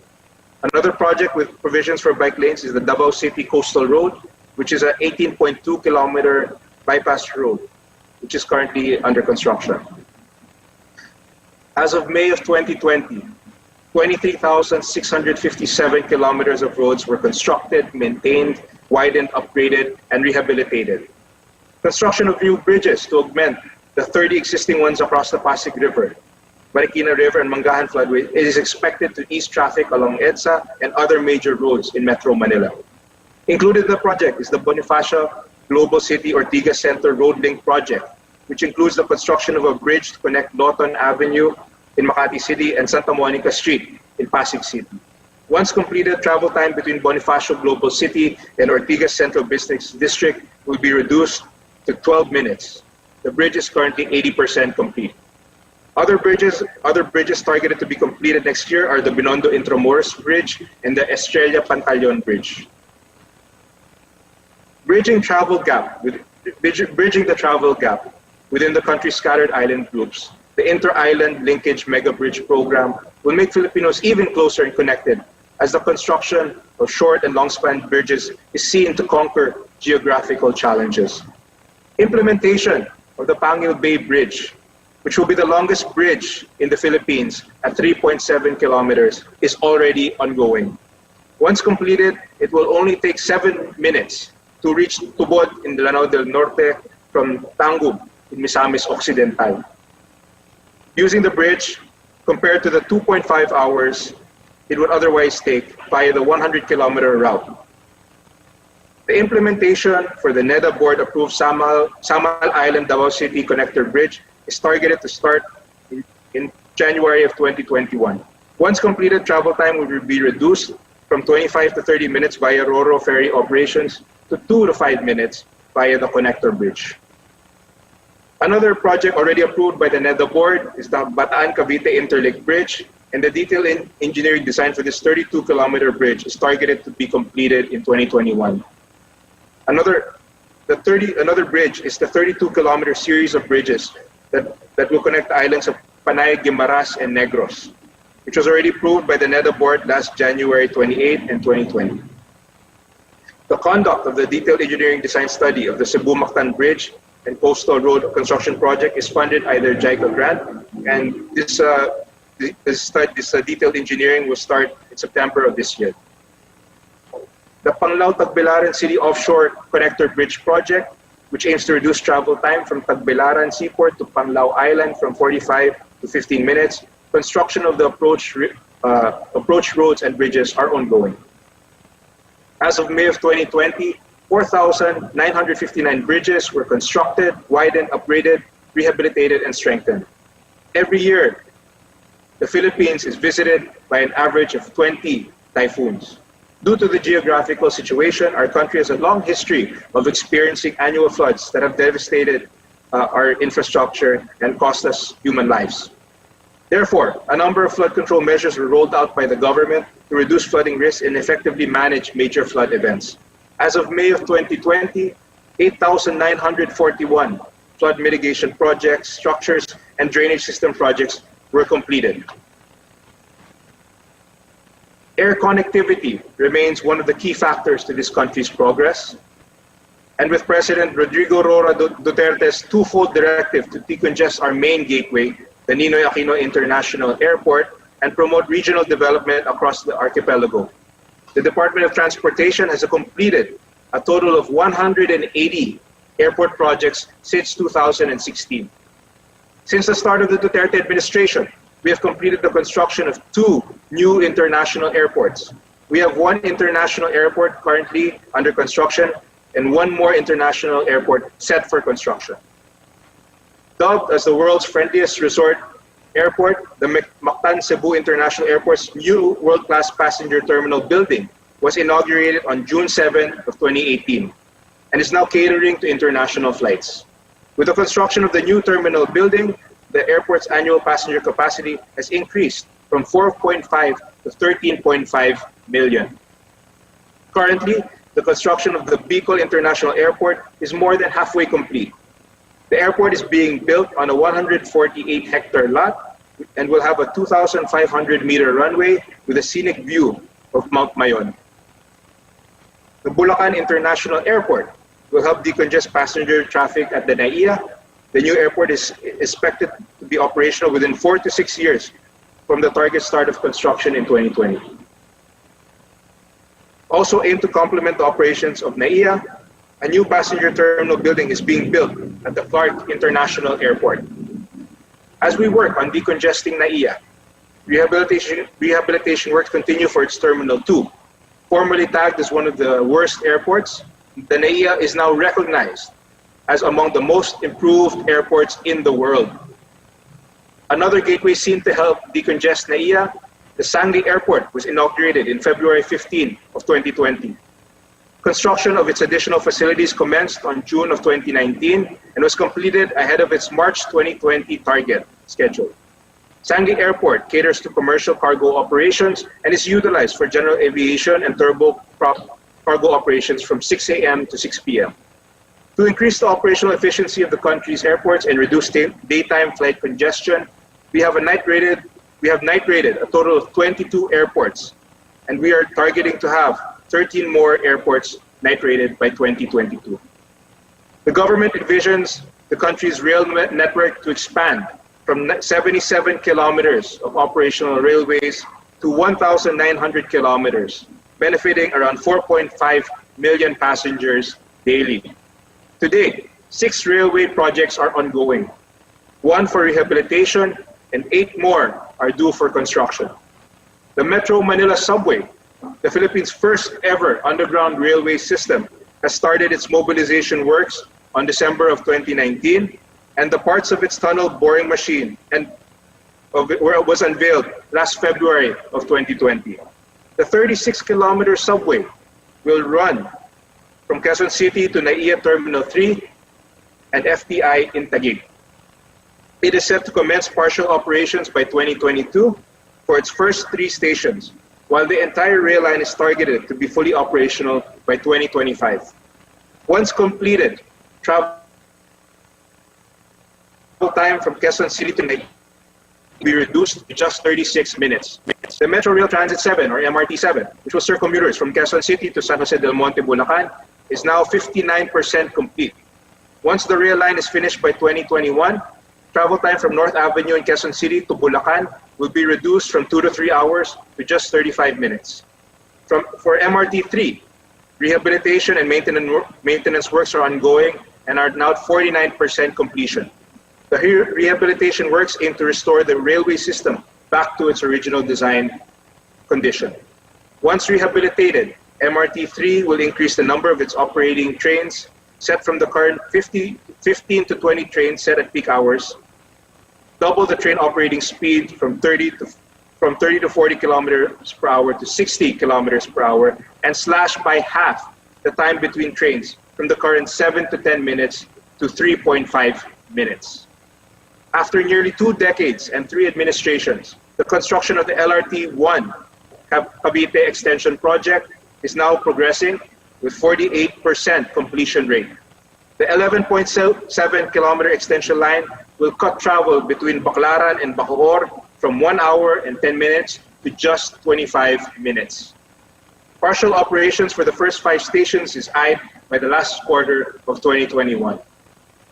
The LRT-2 continues to see progress, as the overall construction of the project is now 90% complete. The viaducts are already complete, while the design and build of the 2 new stations, namely the Emerald Station in Marikina and the Masinag Station in Antipolo, are 96% complete.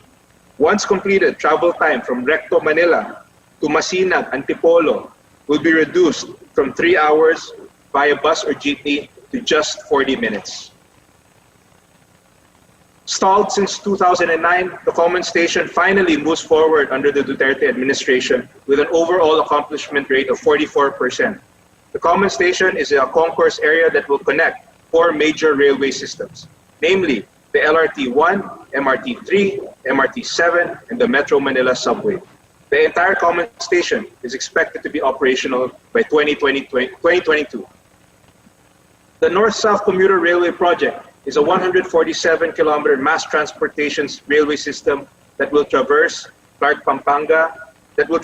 Clark Pampanga, Metro Manila, all the way to Calamba, Laguna. It offers a seamless connection of 3 railway lines: the PNR Clark Phase 1, PNR Clark Phase 2, and the PNR Calamba. The PNR Clark Phase 1 has already started construction works in Solis and portions of Bukawi and Malolos. The project involves the construction of a 37.6-kilometer commuter railway from Malolos to Tuban. Once completed, the commuter railway will benefit over 300,000 passengers daily. The PNR Clark Phase 2 is a 53-kilometer extension from Malolos, Bulacan to Clark, Pampanga. This will feature the country's first airport express railway service. The segment is seen to accommodate 340,000 passengers daily. Partial operation of the PNR Clark Phase 2 is set in 2022. The PNR Calamba is a 56-kilometer railway line from Solis, Manila to Laguna. The right-of-way and site acquisition, detailed engineering design, and procurement for general consulting are ongoing. PNR continues to improve its services, further extending its routes from Malabon City to Erie in Laguna, and now with a total of 29 operational stations. With the addition of new diesel multiple units and passenger coaches from Indonesia and Japan, PNR will be able to extend and serve more passengers at an economically viable cost. PNR continues its refleeting strategy, and that is aimed at increasing capacity and frequency of trips. The 639-kilometer PNR Bicol Railway project will connect Metro Manila, Region 4A, and Region 5, reducing travel time between Manila and Legazpi City from 13 hours to just 6 hours. Right-of-way and site acquisition and processing of the loan agreement for the project management consultancy are ongoing. Partial operability is targeted by 2022. Mindanao's first railway, the Mindanao Railway Project, is already started its pre-construction activities for its first phase. Phase 1 is the 100.2-kilometer rail line that will run from Tagum City, Davao del Norte to Digo City, Davao del Sur. Pre-construction works and right-of-way acquisition are currently ongoing. Once completed, travel time between Davao del Norte and Davao del Sur will be reduced from 3 hours to just 1 hour. The Philippine Railway Institute, which will serve as the primary policymaking, planning, implementing, regulating, and administrative agency on human resource development in the Philippine railway sector. Since the start of its operation, a total of 143 railway personnel have been trained, while 116 trainees have successfully completed and certified. To boost maritime commerce nationwide, the DOTR and PPS completed a total of 189 commercial port projects, with 37 more ongoing. These port projects involve the port development and expansion, construction of port operations, building and passenger terminal building, installation of solar-powered lighting, improvement of power system, and other related infrastructure supporting port operations and maintenance. To increase the country's connectivity and mobility, as well as establish new local growth areas for tourism, trade, and logistics, 164 social and tourism port projects have already been completed, while 76 are ongoing. Inaugurated last year, the Parañaque Integrated Terminal Exchange, PITX, is the country's first land port. This new terminal serves as a transfer point for commuters from Cavite, Batangas, going to general parts of Metro Manila. Aside from the PITX, 2 more intermodal terminals will be built.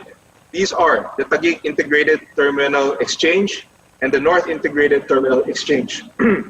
There are also plans for future infrastructure projects such as the Metro Manila Bus Rapid Transit Line 1 in Quezon Avenue, EDSA, and the Makati BGC Greenway Cebu Intermodal Integrated Transport System, and the Davao High Priority Bus System.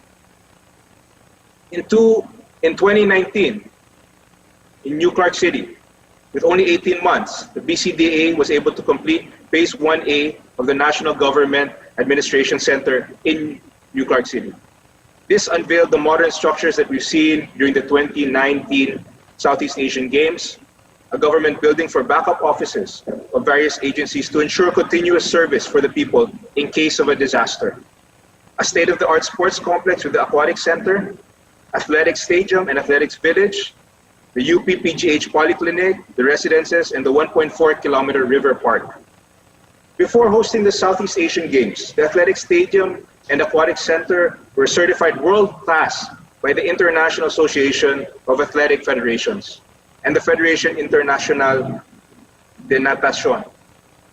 This year, BCDA is continuously building up access to the public to New Clark City through the ongoing construction of the New Clark to Subic Clark Tarlac Expressway, the SCTEX road. The road has a length of 12 kilometers and has 8 lanes, 2 interchanges, 3 bridges, bike and pedestrian lanes, roadway lighting, and linear parks.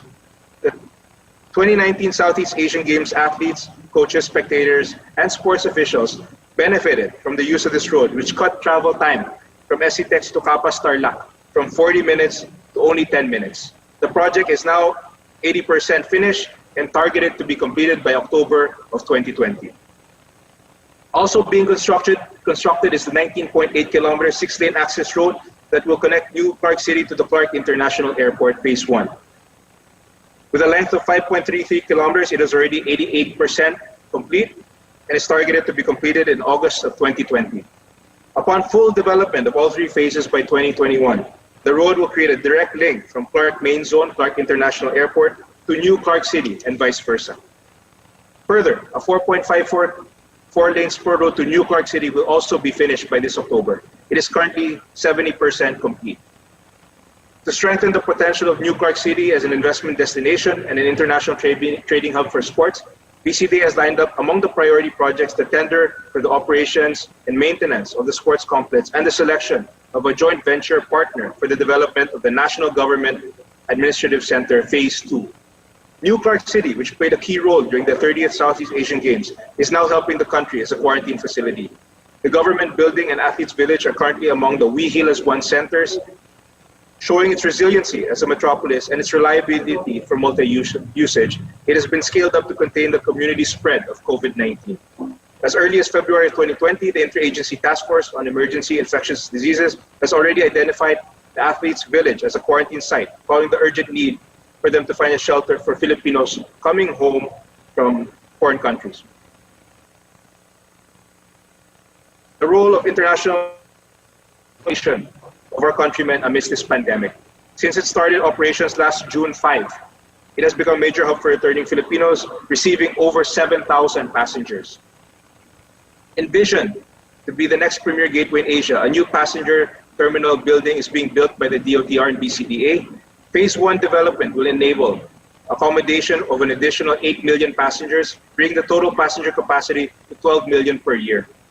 With this, the Clark International Airport will be able to service the growing catchment areas up north and help ease the air traffic congestion at Manila's International Airport. Okay.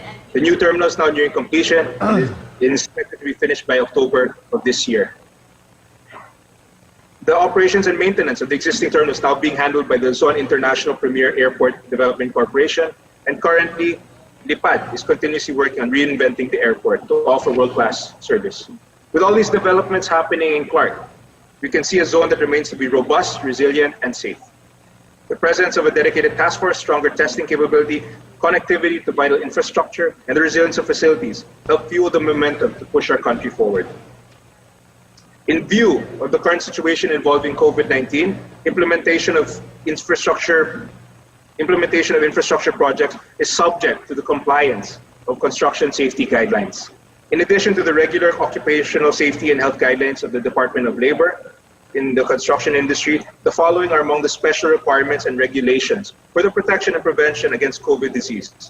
Daily monitoring of our health workers, health checklists, exposure checklists, issuance of quarantine passes, physical distancing, discouraged of sharing of hand tools and power tools, regular disinfection at work areas, and no deployment of workers with pre-existing health conditions, including persons above 60 years old, so as not to compromise their immune systems.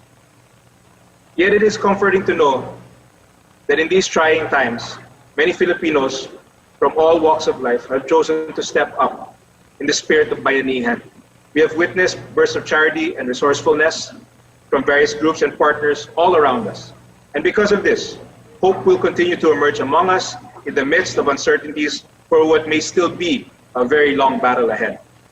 The national government, in partnership with the private sector and the local government units, was able to execute the conversion of 11 public and private structures in Metro Manila, Central Luzon, Laguna, Davao City, and mega community quarantine centers, or We Heal as One centers, with a total bed capacity of 2,584. 30 units of container vans were also repurposed into mobile rooms which can be used as additional COVID-19 isolation health facilities. We will be doing our best to make sure that those who are sick have access to healthcare facilities. Construction of isolation or quarantine facilities is being considered in other areas. As doctors, nurses, and other medical personnel are in the front line of the fight against COVID-19, we're also building off-site dormitory facilities in order to provide them great respite so they continue to do their job safely. There are 6 units of cluster dormitories within the compound of Quezon Memorial Circle, which is comprised of 96 air-conditioned rooms with toilet and bath facilities. This can accommodate a total of 192 medical personnel and frontliners. Additional off-site dormitories will also be built in Lung Center of the Philippines and Jose Lingad Memorial Hospital. Also, we assisted in the Philippine General Hospital and Lung Center of the Philippines in refurbishing private rooms for COVID-19. And we also utilize resources to ferry health workers to their respective hospitals and transport supplies and materials to medical facilities that need them. With our strong foundations, we must vigorously pursue sustainable and resilient development. At the heart of this is an infrastructure agenda for the Build, Build, Build program that can help jumpstart economic recovery. One that would help the Filipinos to remain employed or find new opportunities for employment. Let me, on behalf of the infrastructure cluster, reassure you that while this pandemic may have disrupted the implementation of projects, with the right mindset, scientific advice, our whole of government approach. We are still committed to complete many of our projects within the next 2.5 years. As we start to open our economy to a path of recovery and resiliency, we earnestly seek the understanding and cooperation of each and every one of us for what we expect to be a long, tough period ahead.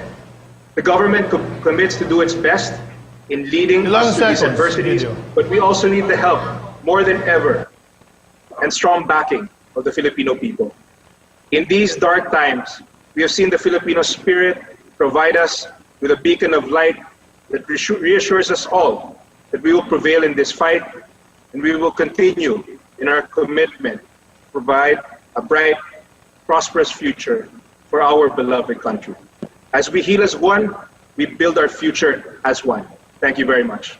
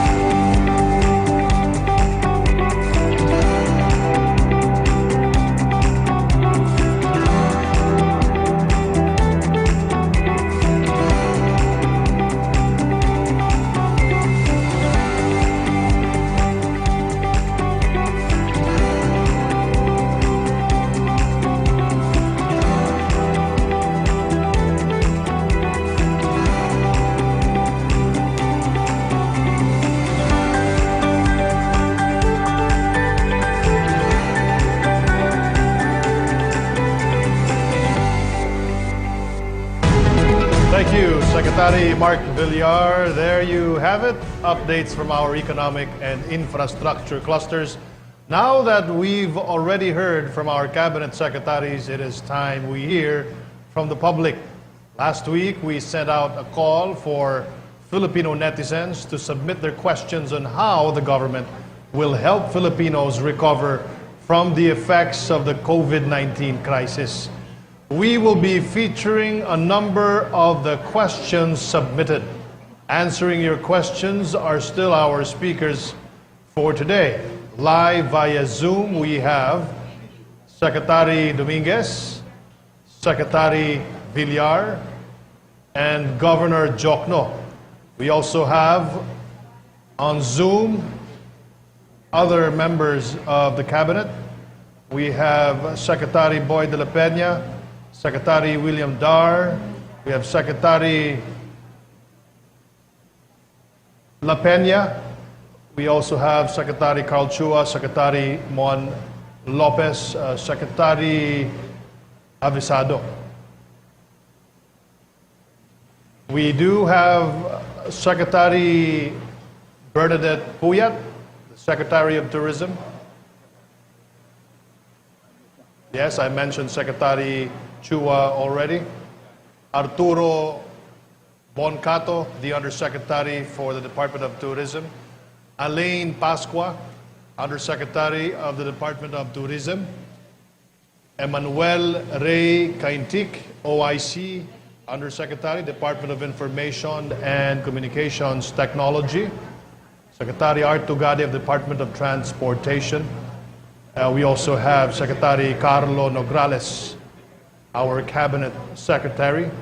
Yes, I did mention TESTA Director General, Secretary La Peña. Secretary Al Cusi of the Department of Energy is with us. We are now ready to take the questions. So for the first question, let's proceed with a video from our stakeholders here in #AskYourSecretaries. Our first question is from a law student, Christine Sumaway, and this is for Governor Jokno of the BSP. Hi, I am Christine Sumaway, and my question for the Cabinet Secretaries is, in light of the Wirecard incident, criminal minds may be targeting the Philippine banking system because of our bank secrecy law. What is the BSP's action plan to help ensure passage of the amendments to this law? And what is the BSP's statement to opposing parties to the amendments to the present bank secrecy law? All right, lifting of the bank secrecy is one of the key reforms that the BSP has been pushing for years. The Bangko Sentral ng Pilipinas will continue to communicate to Congress the importance of the reform to align our laws with international best practices, as well as to better protect our banking system and our people from potential fraudsters. BSP is also working closely with the Department of Finance to help push the immediate passage of this critical piece of legislation that will finally break the walls of bank secrecy law in fraud cases. It's worth noting that that there are only two countries in the world, Philippines and Lebanon, that still implement stringent bank secrecy laws. Meantime, our reform agenda for the financial sector continues. We continue to ensure the effective implementation of existing regulations. The Bangko Sentral has implemented significant reforms to protect the integrity and promote the sustained safety and soundness of the Philippine financial system.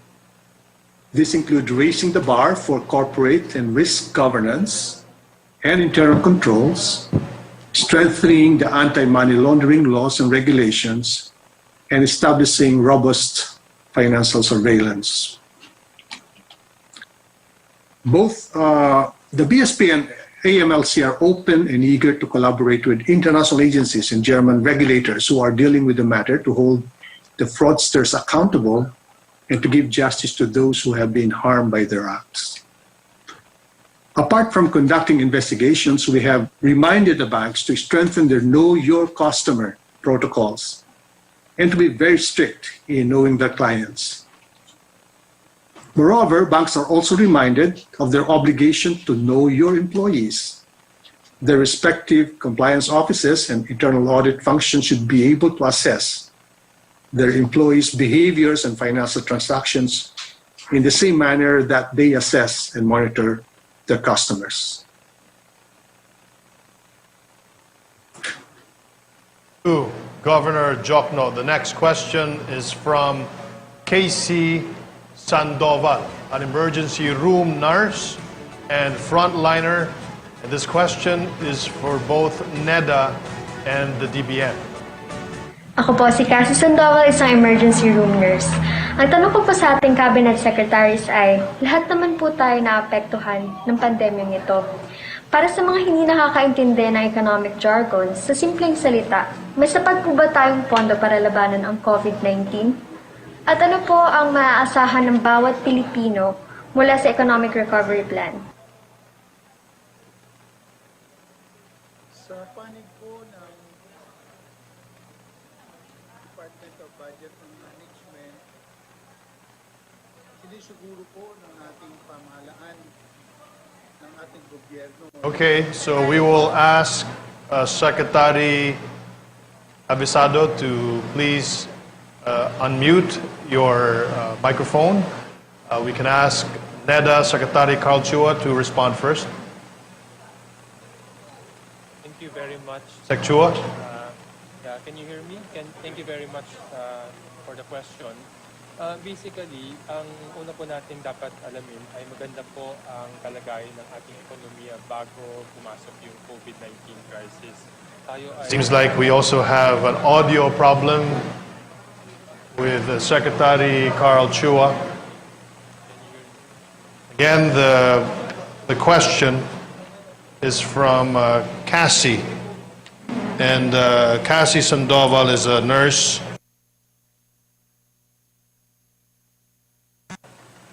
Dana ba si Secretary Chua? The question is, lahat naman po tayo ay naapektuhan ng pandemyang ito. Para sa mga hindi nakakaintindi ng economic jargon, sa simpleng salita, may sapat po ba tayong pondo para labanan ang COVID-19? At ano po ang maaasahan ng bawat Pilipino mula sa Economic Recovery Plan? So we can try again, Secretary Chua. They're ready. Secretary Abisado. While we await Secretary Chua and Secretary Bisado, you are still watching the Pre-SONA 2020. At dito po sa Pre-SONA ay malalaman natin ang kasagutan sa mga katanungan ng ating mga kababayan patungkol po sa economic and infrastructure clusters dito po sa ating bansa. Okay, so let us now play another video. Hi, I'm Gian Robidilio, and my question for our cabinet is, given our national debt increasing at an alarming rate, is there a limit to how much we will be borrowing, and what are our government's concrete plans in order for us to pay for it? Finance Secretary Dominguez, maybe you can take the question. Thank you very much for that very important question. As you know, first of all, can you hear me? Yes, we can hear you loud and clear, sir. Yeah, thank you. First of all, sir, you must realize that the country's debt should be measured against its ability to produce. So our ability to produce is expressed in the number called GDP, which is Gross National Product. Okay. Now, our debt used to be 70% of GDP, but slowly the various administrations brought it down, and President Duterte's administration brought the total debt to GDP ratio down from a high of 70% to around 39% only. So in other words, we have are very conservative. We have not borrowed so much money in the past. We are, however, because our economy has slowed down during the COVID crisis, we have not been able to collect taxes as we had planned. In fact, we are 16% below last year. And we also have been spending a lot of money on our COVID response. And in fact, I said we spent already 375 billion pesos on COVID response alone.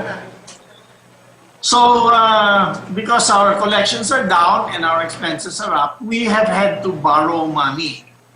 And we are planning to bring up our debt to GDP ratio to around 50% from 39%. And that is still very affordable mainly because the cost is very low. The cost of our debt, the interest rate that we are paying on our debt is historic lows. And one of the reasons is that our credit rating is very good. So we are planning to borrow up to 50% of GDP, up from 39% at the end of 2019. And the repayment will come from our taxes in the future. And our taxes are going to come from healthier Filipinos working, from return to economic growth as we expect starting next year. So the debt is very manageable, and it is affordable for us. So I'd like to assure you, sir, and the entire Filipino people that we have the capacity to borrow. We are borrowing at very low rates, and we have the capacity to pay these loans in the future. Thank you. Thank you, Secretary Sani Dominguez. We will now go back to the previous question from Cassie Sandoval. Ako po si Cassie Sandoval, isang emergency room nurse. Ang tanong ko po sa ating cabinet secretaries ay, lahat naman po tayo naapektuhan ng pandemyang ito. Para sa mga hindi nakakaintindi ng economic jargon, sa simpleng salita, may sapat po ba tayong pondo para labanan ang COVID-19? At ano po ang maaasahan ng bawat Pilipino mula sa Economic Recovery Plan? Let's ask first Budget Secretary Abisado to respond to the question. Maraming salamat po. Naririnig niyo pa po ako, Secretary Mark? Yes, sir. Please go Secretary ahead. Yes, sir. We can hear you. Yung tanong po mula kay Okay. Cassie. Ito po ang kasagutan ng BBM po. Opo. Opo at totoo po na may pondo po ang sapat na pondo po ang ating pamahalaan upang tugunan at labanan ang COVID-19 pandemic.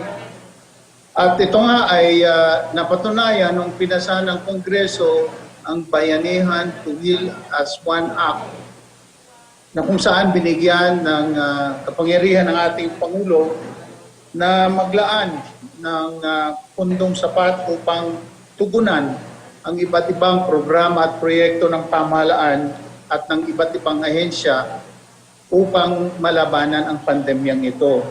Sa ngayon po, umabot na sa 374.8 billion pesos ang nagagamit ng ating pamahalaan upang matugunan nga ang pangangailangan ng ating mga taong bayan dahil nga po dito sa pandemyang ito.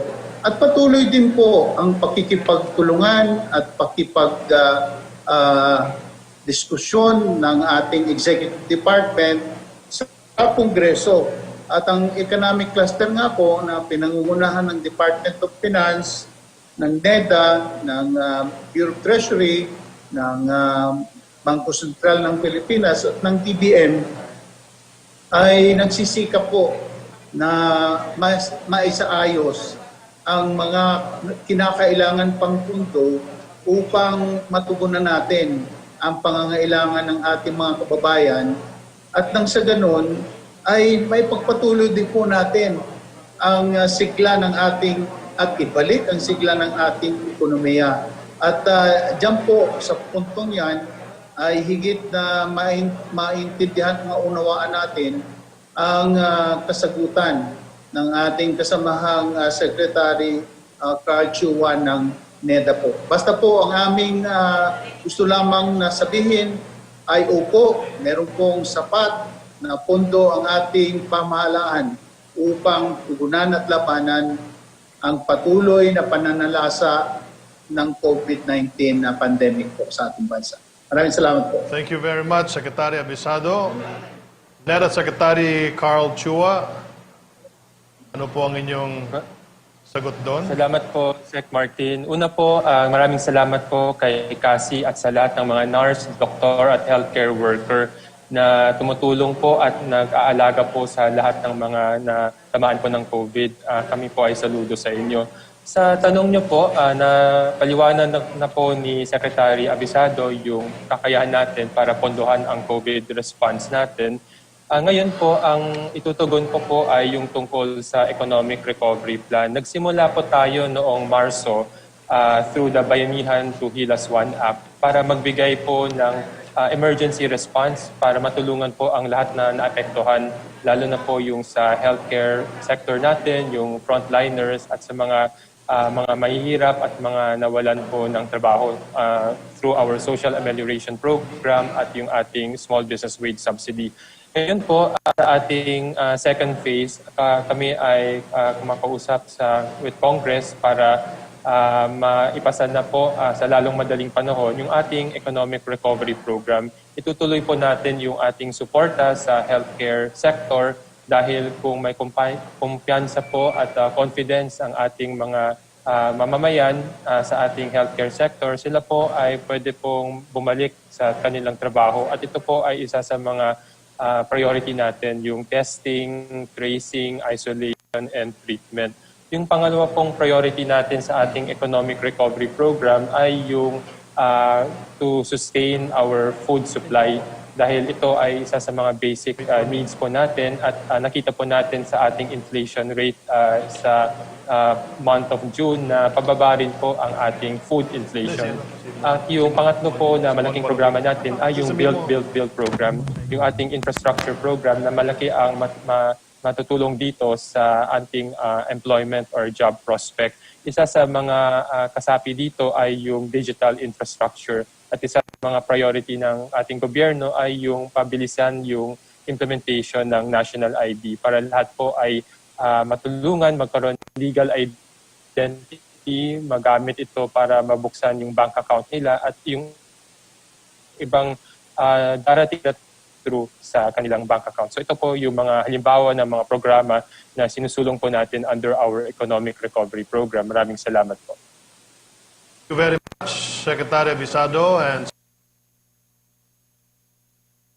Secretary Dar of the Department of Agriculture. Let's listen to Ezekiel John Calderon. Ako po si Ezekiel Calderon. Ang tanong ko po sa ating cabinet secretaries ay ano po ang hakbang gagawin ng gobyerno upang masigurado ang food security at sapat na supply sa ating bansa, lalong-lalo na po ngayon na may COVID-19 pandemic. Ayon po kasi sa isang pag-aaral ng Food and Agriculture Organization ng UN, ang COVID-19 pandemic po ay maaaring matreten ang ating global food security at supply. Maraming salamat po. Napapanahon na katanungan, Secretary Dar, kayo po ang makakasagot nito. Tama po at gusto ko muna masabi, Sec Martin, na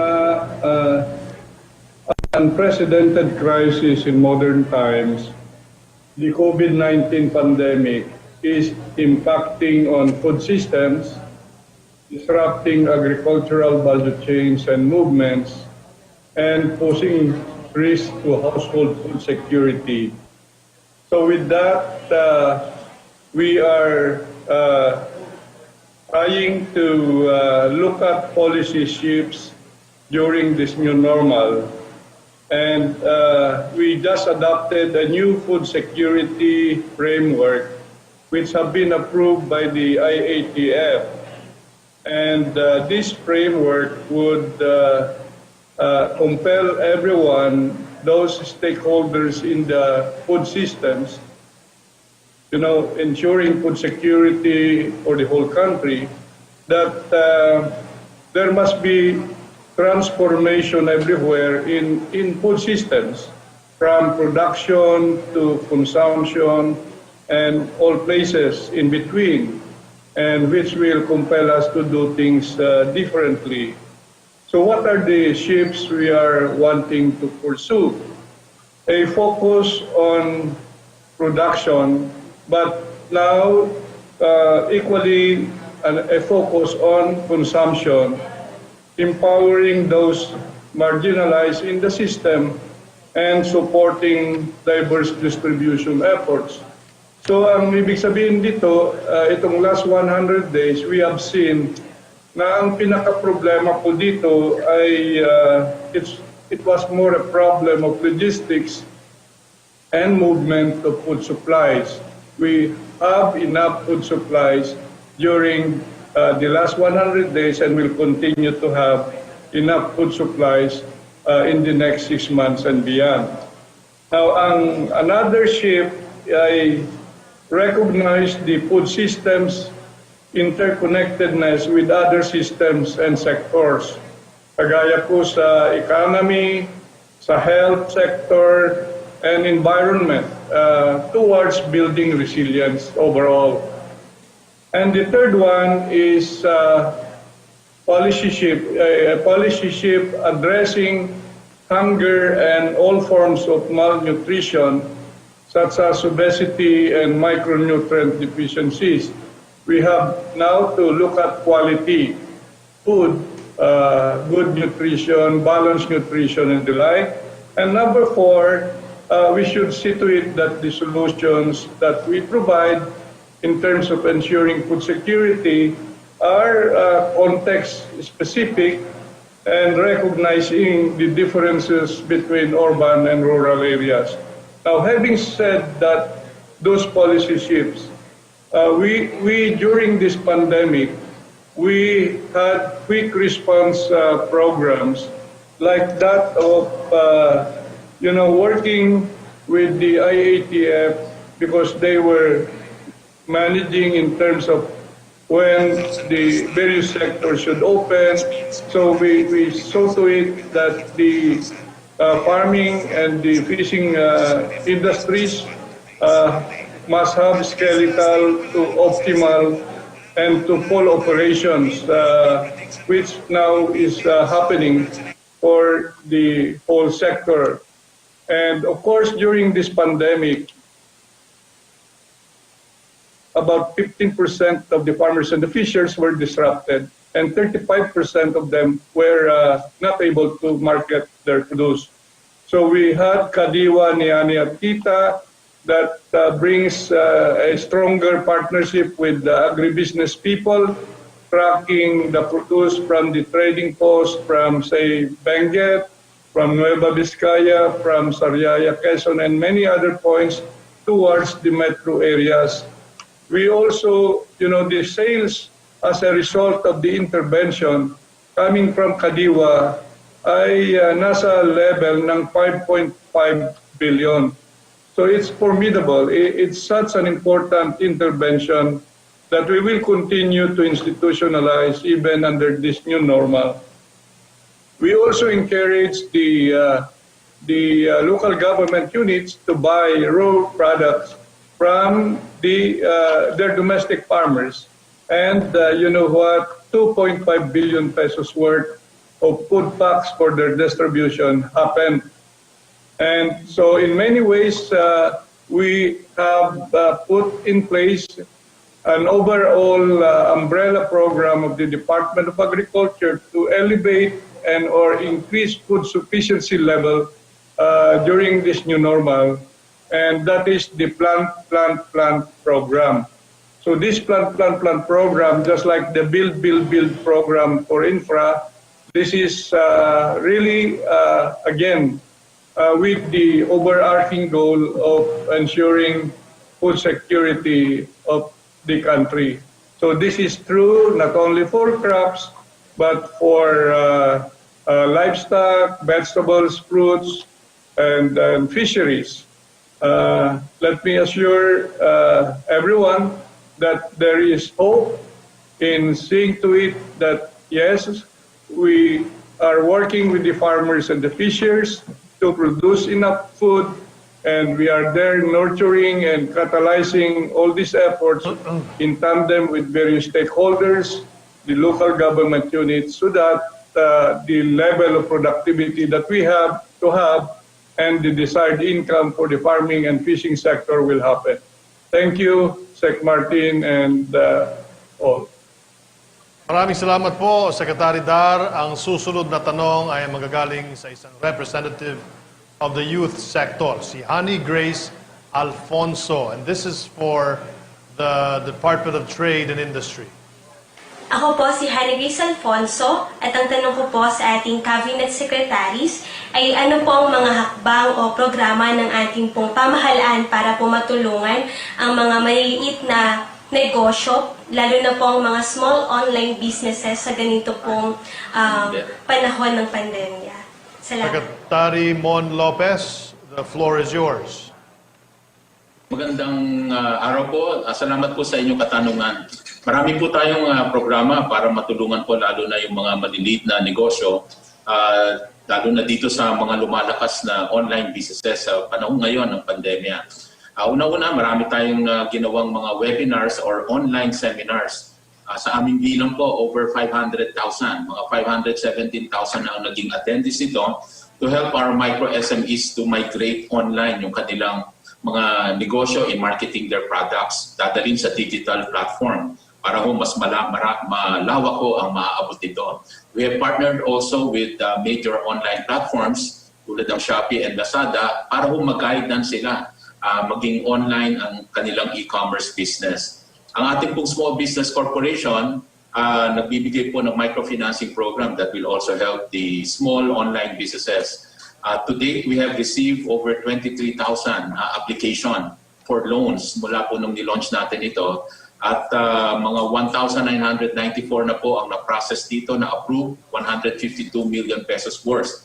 At inaasahan natin na ito po, aabot tayo sa mga 500 million by the middle of July.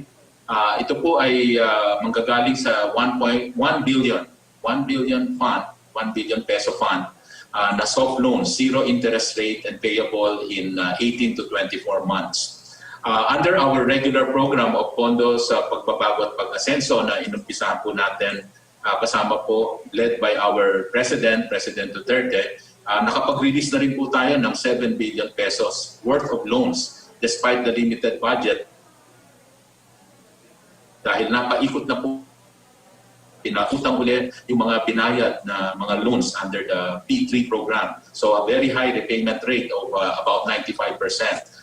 We have also provided product development sa mga ibebenta ninyo. So, and also free space to give exposure dito sa mga produkto. So we have the auto program at saka yung Go Local program kung saan hindi na kayo magbabayad ng mga renta sa malls at kung hindi man online ay meron kayong exposure sa mga malls at mga iba pang mga pasalubong centers. Sa auto, meron na tayong 34 hubs.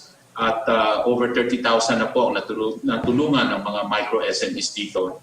At ang Go Local naman po ay we have 123 outlets. Dito po at ang natulungan po ay mga 607 micro SMEs. Ang mga produkto po nila ay nakapwesto po sa mall ng libre, wala pong binabayaran. Aside from during the pandemic po and the height of the quarantine, under ECQ, modified ECQ, and now under GCQ, nakapag-arrange po tayo ng concession on rent payment. So naitulak po, na-defer po ang mga payment ng rent. So nakaluwag po ang marami po mga micro SMEs. At ngayon po, ina-enjoy natin ang mga iba pang mga lessors. Kung hindi man pwedeng i-waive nila yung renta, ay kung pwede ay babaan nila sa pagbubukas, babaan nila yung renta, lalo na pag nagbukas na uli itong mga tindahan po. Yung binigay po na rent doon po sa mga enterprises that were not allowed to operate. Tayo po tuloy pa rin nagbibigay ng negosyo serbisyo sa barangay.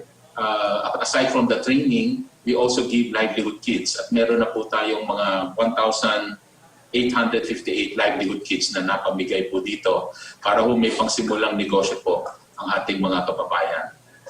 Tuloy-tuloy lang po, meron na po tayong 1,130 negosyo centers. One per municipality po ang target. So, meron po malapit sa inyo. Pumunta lang po doon at makakatanong kayo ng kahit anong advice para po sa pagnenegosyo. Over 1.3 million na po ang natulungan nito mula po sa umpisa ng administrasyon po ni Pangulong Duterte. At tuloy-tuloy din ang training po doon at nakagawa na po tayo ng maraming seminars dyan, over 45,000 participants from all the 17 regions. Doon po sa more intensive KMME Entrepreneurship Education Program, over 7,000 na po ang graduate at tinuruan po ng mga certified mentors na 697. And para po sa mga ibang maliliit pa na negosyo, kung kailangan ng mga production facilities, shared service facilities, we have given out or lent out 2,569 shared service facilities that will help process agriculture products para po mas tumagal ang shelf life at mas maganda po ang maging produkto at high value. At ito pong programa na to ay so far may halaga na rin po na 1.65 billion ang napamigay po or napahiram ng mga shared service facilities. Ang iba pang po dito ay tumulong sa pag-produce ng mga face mask, mga face shields, at mga aerosol boxes. So tuloy-tuloy po itong mga programa na to. At ito po lahat actually ay pwede nga pong ibenta online. Thank you po. Maraming salamat, Secretary Mon Lopez. Another question from the youth. This is from Justine Makasinag. Ako po si Justin Makasinag at ang tanong ko sa Cabinet Secretaries ay, kailangan po ba ang implementasyon ng National ID at paano po ito makakatulong sa mga Pilipino, lalo na sa mga kababayan nating mahihirap? Paano nga ba makakasigurado ang bawat Pilipino na makatulong ito? Secretary Chua.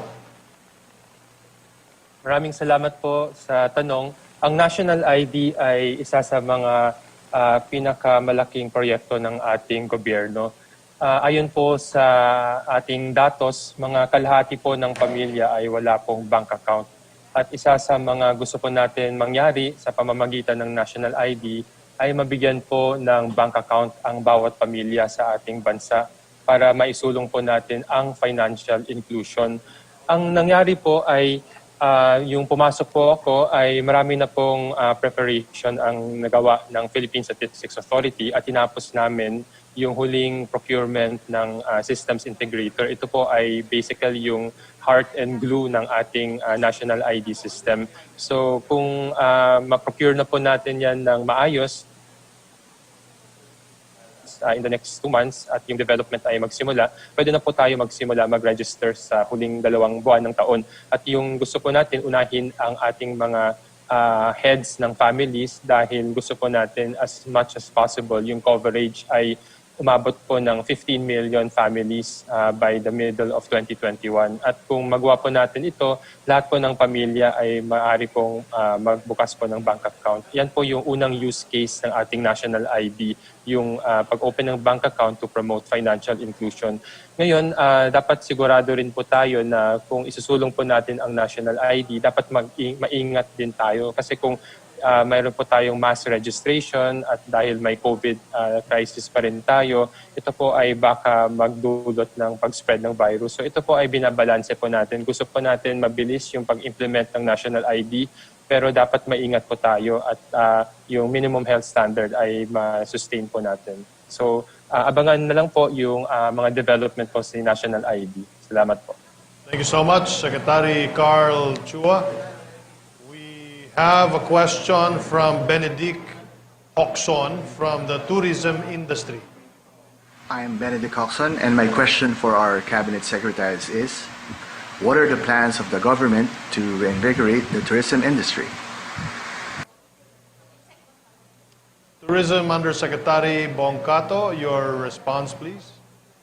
Yes, good afternoon. On behalf of Secretary Berna Romulo Puyat, I would like to thank Mr. Oxon for your question. At the onset, we'd just like to underscore that the future of tourism will really depend largely on the trust and confidence of our markets, and that is really enshrined in the Tourism Response and Recovery Program, as earlier reported in this forum. And the focus of the TRRP of the Department of Tourism is really to initially respond to the urgent needs of the tourism stakeholders. So we actually link them to government financial institutions for assistance. And we have closely worked with our legislators in terms of crafting several versions of the economic stimulus bill. But a major strategy of the TRRP is to restart tourism. And Secretary Puyat really believes that domestic tourism should be the catalyst of restarting the industry all over the Philippines. In fact, she has already started moving around the country and visited several destinations and actually spoke and really engaged local government units and their leaders, because the role of the LGUs is very crucial to determining as to the time of reopening of destinations. And that is exactly what the Department of Tourism is doing, is looking for these destinations that can jumpstart tourism right away at this time. And the concept of travel bubbles has also been introduced by the Secretary. This is actually looking for destinations that are similarly situated, meaning these destinations would have contained the virus very well. And there's really openness and willingness of the local leaders to reopen tourism and match them eventually with international markets, but initially match them with domestic markets. So that is a major push. And another one is to ensure that all of our stakeholders follow new health and safety standards. In fact, the Secretary has issued several circulars covering the administration and governance of different sectors of the industry like hotels, restaurants, and tourist transport. We will also be issuing very soon guidelines for MICE facilities, meeting facilities, travel and tours, tour guides, even guidelines for island and beach destinations and tourist attractions. And the Secretary has been very, very vocal about this, that the only way we can really survive the future is to follow the new norms. And we have seen our Secretary also moving around, in fact, with Secretary Lopez last week, to inspect several hotels and restaurants to check if minimum health and safety standards are in place. And these are only some of the major things enshrined in the TRRP, and we will continue to make this an evolving blueprint for development for tourism for everybody to follow. So it's going to be a dynamic document for all of the stakeholders of the tourism industry. Thank you.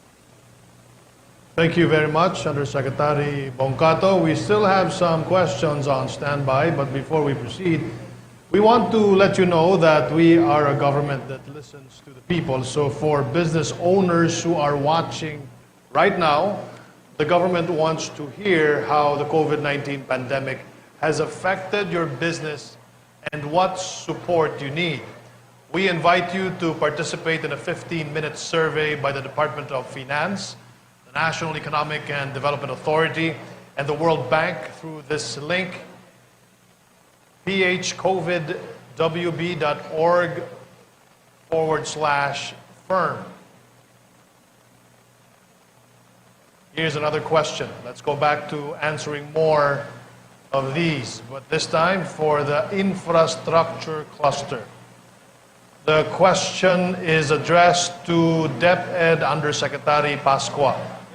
How will DepEd address difficulties in conducting classes during the COVID-19 pandemic?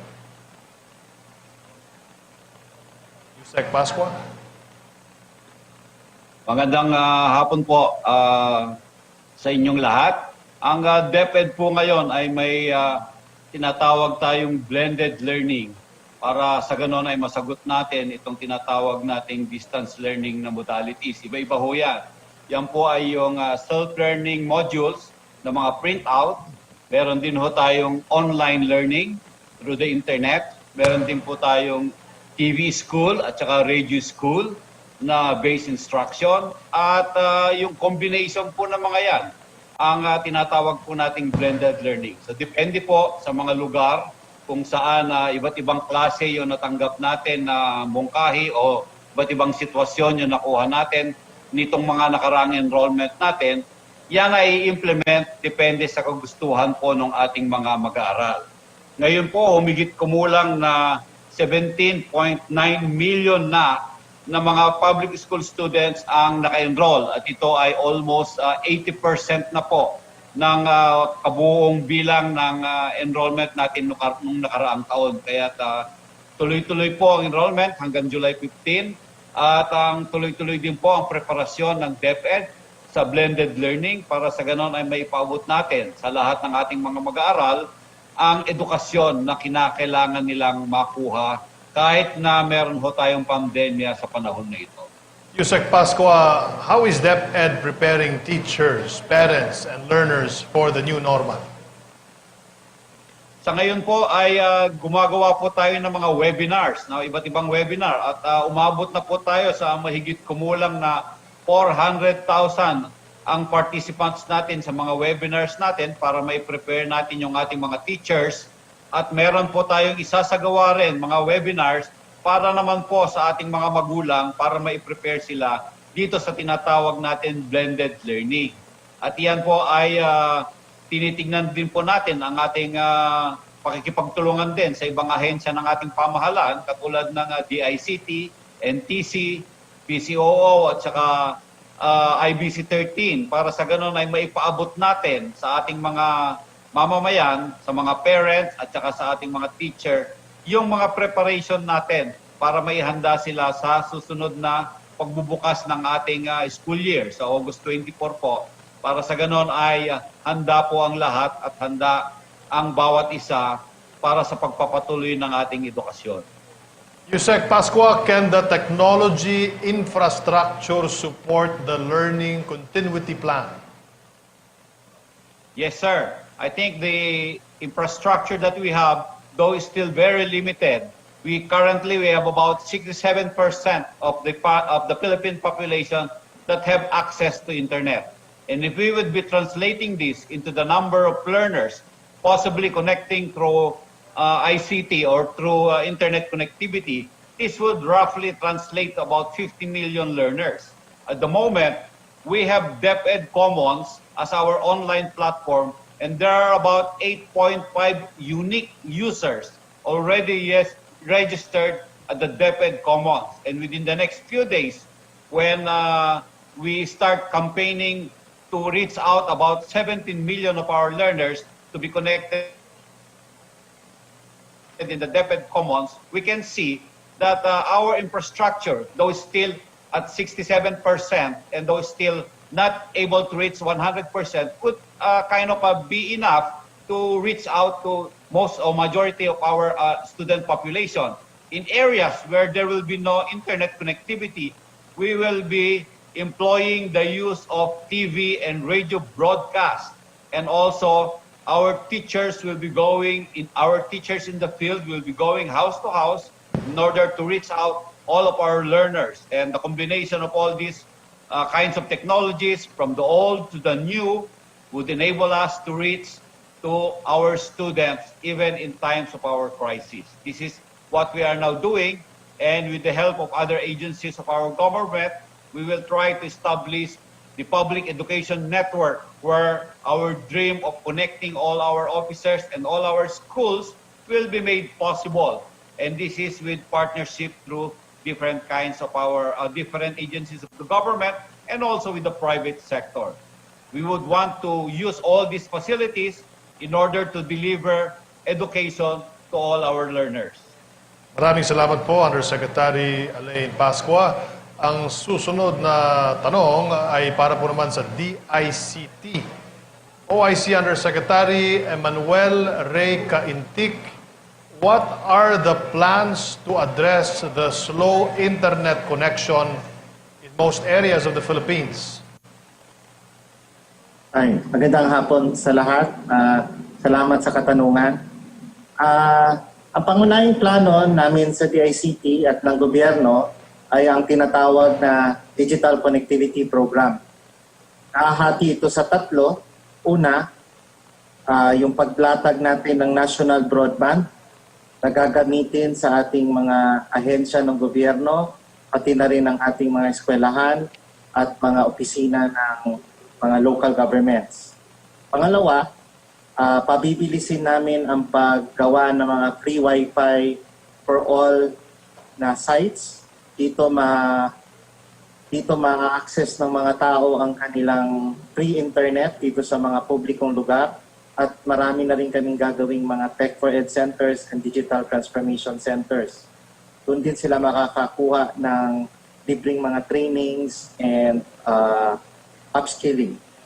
Pangatlo, binibilisan din namin ang paggawa ng mga common tower and common infrastructure policies, nang sa gayon ay mapapabilis natin ang pagtatayo at paglalatag ng mga fiber optic cables para sa mga telcos and common tower companies. Kasi po, para sa kaalaman ng lahat, para bumilis ang internet at lumawak ang coverage ng mga telcos, kailangan nila ng tulong na makalatag ng mabilis at makapagtayo din ng mga tore para magkaroon ng access ang ating mga mamamayan sa internet. Isa sa mga inaabangan naming mga netizen at work from home employees ang pagkakaroon ng third-party internet service provider. Nasa anong level na po ba ang proseso, Yusek? Ikinagagalak namin sabihin na sa huli naming pakikipag-usap sa Tito Telecommunity, mukha naman sila'y on track sa kanilang March 2021 commercial launch. Sa huli naming pag-uusap, nakapag-activate na sila ng mga cell sites sa 1,300 mga tore nationwide. Ang maganda ring ikinadulot nito, napilitan din yung dalawang telco giants, Globe and PLDT, to strengthen and upscale their services. Hindi lang din ganon, hindi lang sila, pati rin yung mga fixed broadband and mga internet service providers like Converge ICT, PTNT, at marami pang mga local cable companies ay nagsipag ayos din ang kanilang mga serbisyo. Natutuwa kami sabihin na hindi nila tayo ibinigo ngayong panahon ng COVID-19 at rumispindi sila ng maayos sa pag-insure, sa pagsiguro na maayos ang magiging internet nila na mga mamamayan the past few months. At sabi ko nga kanina, ang may tutulong namin mas sila ng mas mabilis at makapagtayo ng mga tore. Thank you so much, Undersecretary Ray Caintic. Ang ating susunod na tanong ay para po naman kay DOTR Secretary Art Tugade. Ano po ang masasabi ninyo ng DOTR sa new normal sa sektor ng transportasyon?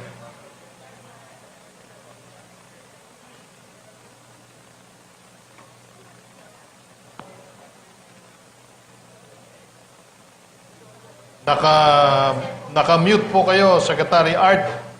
Baka pwede pong i-unmute ninyo ang inyong... yun.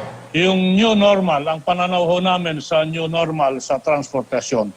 Una ho, mananatili ho dyan yung tinatawag natin na health protocols. Andyan yung social distancing, andyan yung wearing of mask, andyan yung sanitation, at andyan din yung tinatawag natin na contact tracing.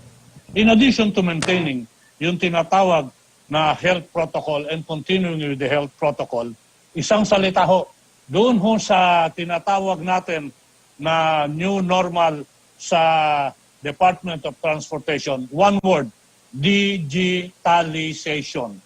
Nabanggit ho kanina na malaking bahagi ang sinabi ni Secretary Sani sa kanyang presentasyon, na malaking bahagi yung tinatawag na digitalization. Doon po papunta at tinutumbok ng kagawaran ng transportasyon yan. Kung pupunta ho kayo sa LTFRB ngayon, makakakita kayo ng robot na kung saan sila ang gumagawa ng mga plate numbers. Hindi na ho yung mga mano-mano, tao-tao. Robot na ho yung gumagawa niyan. Part of our digitalization approach is yung ginagawa ng land sector ng LTFRB. Nandiyan ho yung inuumpisahan na namin yung cashless payments. Nandiyan ho yung tinatawag namin na online registration of licenses and franchises as well as renewal thereof.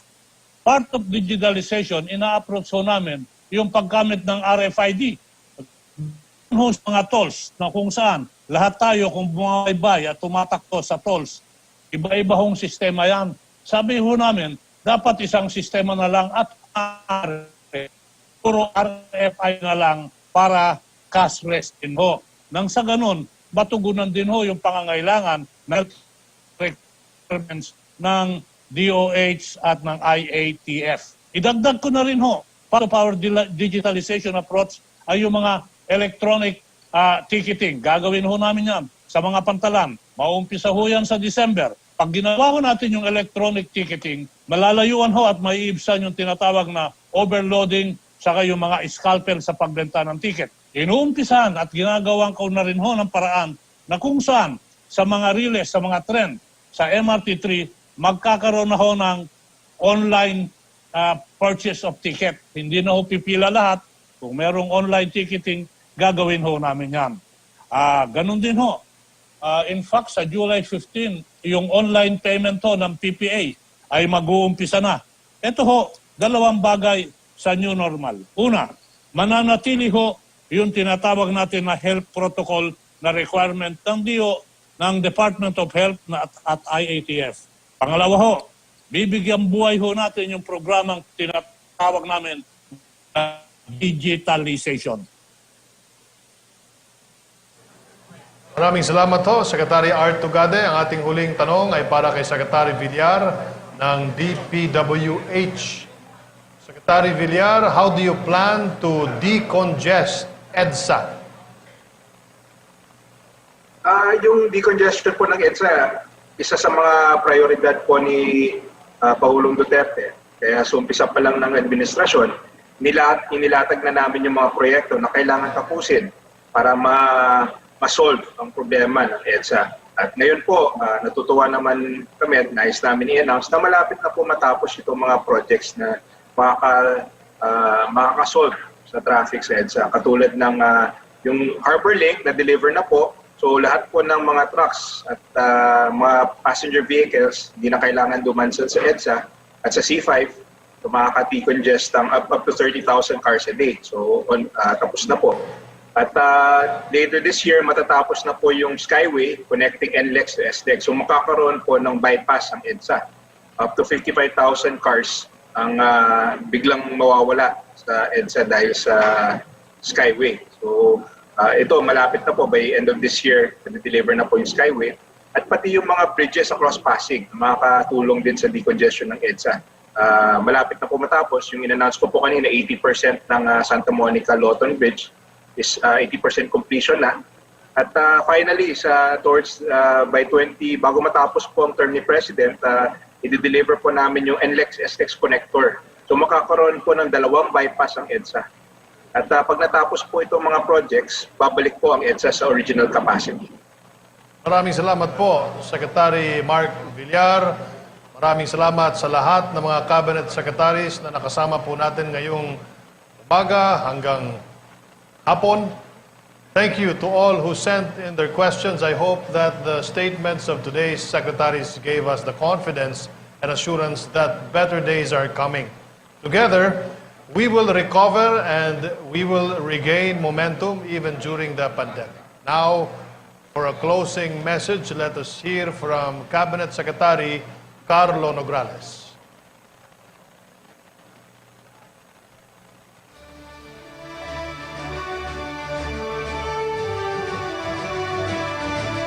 Executive Secretary Salvador Medialdea, Finance Secretary Carlos Dominguez III, Public Works and Highways Secretary Mark Villar, Bangko Sentral ng Pilipinas Governor Benjamin Diokno, Presidential Communications Secretary Martin Andanar, mga kabalikat ko sa gabinete, members of the Diplomatic Corps, partners in the private sector and civil society organizations, friends from the media, mga kasamahan sa gobyerno, mga kababayan, maayong hapon kaninyong tanan.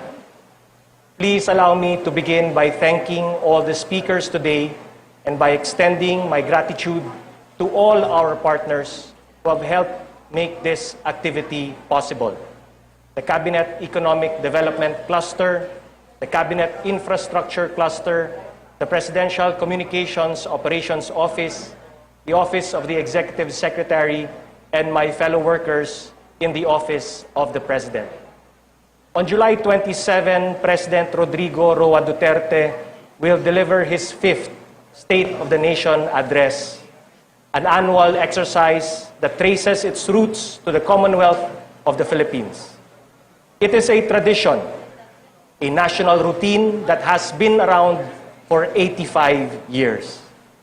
One we have observed in wartime and peacetime, in tranquil times and in troubled times, one that we will continue to observe this year, even as the country and the whole world faces an unprecedented crisis, a pandemic that has claimed over 500,000 lives and affected the lives of billions more. Kasama po sa apektado, kasama sa kinakabahan araw-araw sa pandemyang ito, ang mahigit 100 milyong Pilipino. The numbers reflect this, with a recent survey showing that 9 out of 10 of our countrymen are stressed because of the COVID-19 pandemic. Hindi naman po ito nakakagulat dahil nakikita din ng ating mga kababayan ang mga numero. Ang bilang ng mga nagkakasakit ng COVID-19, ang bilang ng mga namamatay dahil dito. At ang iba pang mga impormasyon, dagdag ka ba? Our people know the numbers and what they represent. More importantly, they feel the impact of these figures. They feel the pain. yung mga nagkasakit, yung mga namatayan, yung mga nawalan ng hanap buhay o apektado ang negosyo. Ramdam nilang lahat ito. Para sa ating mga kababayan, hindi lang po ito mga istatistika o figura. These numbers represent the quality of their lives. Whether they will still have a job tomorrow, whether they will still have enough to feed their families the next day, whether they still will have a home next week. Dito po nagsisimula ang pagkalinga ng inyong gobyerno. Government recognizes that the data paints an image of a people who look to us for reassurance, who count on their government to address the challenges they face every day.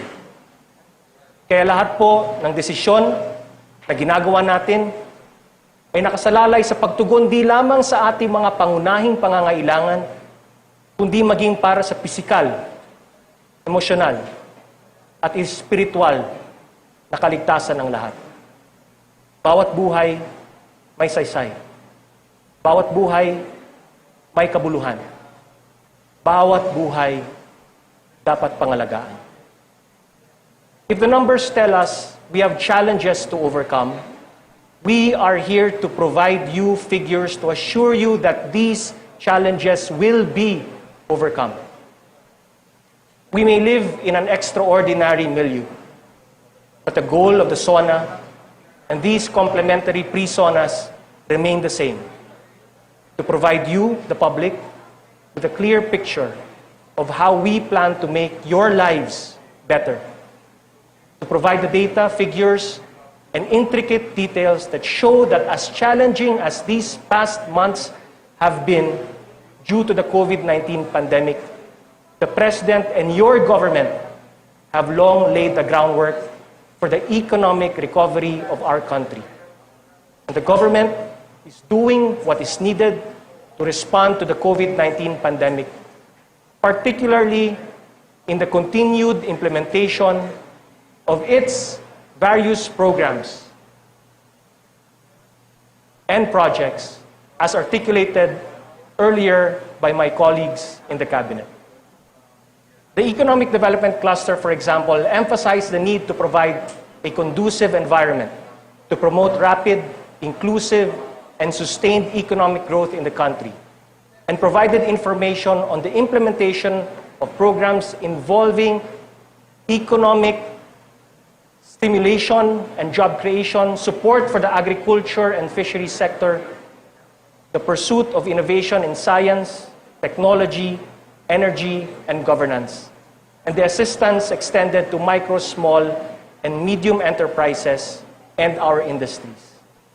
The infrastructure cluster, on the other hand, underscored the need for connectivity and the integration of road and transportation networks in land, air, and water to spur development, achieve sustainability in the tourism industry, provide agricultural resiliency and food security. It also provided updates on the implementation of programs involving digital connectivity, community-based tourism, airport and seaports development and improvement, the construction of inter-regional and provincial roads and expressways, and the Build, Build, Build programs to ensure that economic activities are sustained, cohesive, and inclusive.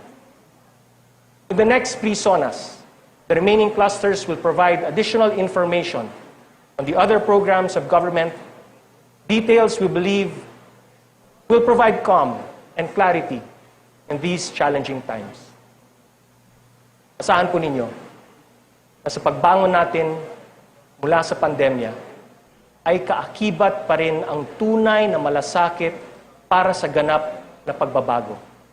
At patuloy pa rin ang pagbibigay ng lubos na atensyon, pondo at panahon sa mga programang kailangan upang maitaas ang kalidad ng buhay ng lahat ng ating mga kababayan. Sama-sama, kaya nating umahon. Sa tulong ng Diyos at sa magkaisang aksyon, tayo ay Pabangon. Para sa kanyang mensahe, para sa bansa at sa lahat ng Pilipino, mga kababayan, ang Pangulo ng Republika ng Pilipinas, Mayor Rodrigo Roa Duterte. My fellow Filipinos, the accomplishments that we have just presented to you in this pre-SONA forum are the fruits of our collective efforts to foster real, lasting, and meaningful change in our country. Numerous trials have tested our resolve these past few years, but we always emerge victorious because of our unity and bayanihan as a people. As we look to the future with much hope and positivity, let us continue to work together to build a better and more prosperous Philippines, and for ourselves and the next generation of Filipinos. Mabuhay ang Republika ng Pilipinas. Maraming salamat po, President Rodrigo Roa Duterte. Tayo din po ay nagbibigay papuri at pasalamat sa ating mga kaibigan sa kabisa ng mga broadcaster ng Pilipinas, RTVM, PBS, Malacanang Press Corps, PIA, PNA, IBC, PTV, Department of Finance, at special thanks kay Ma'am Lucy Cruz Valdez ng TV5, to all our cabinet secretaries and to all of you watching from home. Thank you for taking part in this year's Tatak ng Pagbabago. This is only the first. We in PCOO will see you again next week, July 15, for Tatak ng Pagbabago with the Human Development and Poverty Reduction Cluster and the Participatory Governance Cluster. Please stand by sa ating po mga social media channels of PCOO and our participating agencies. A press conference on the pre-SONA shall take place. Tapos na tayo. Meron pa ba? We're done with the press conference? We still have one? Okay. So there's one more press conference after this. This has been Tatak ng Pagbabago 2020, the pre-SONA forum.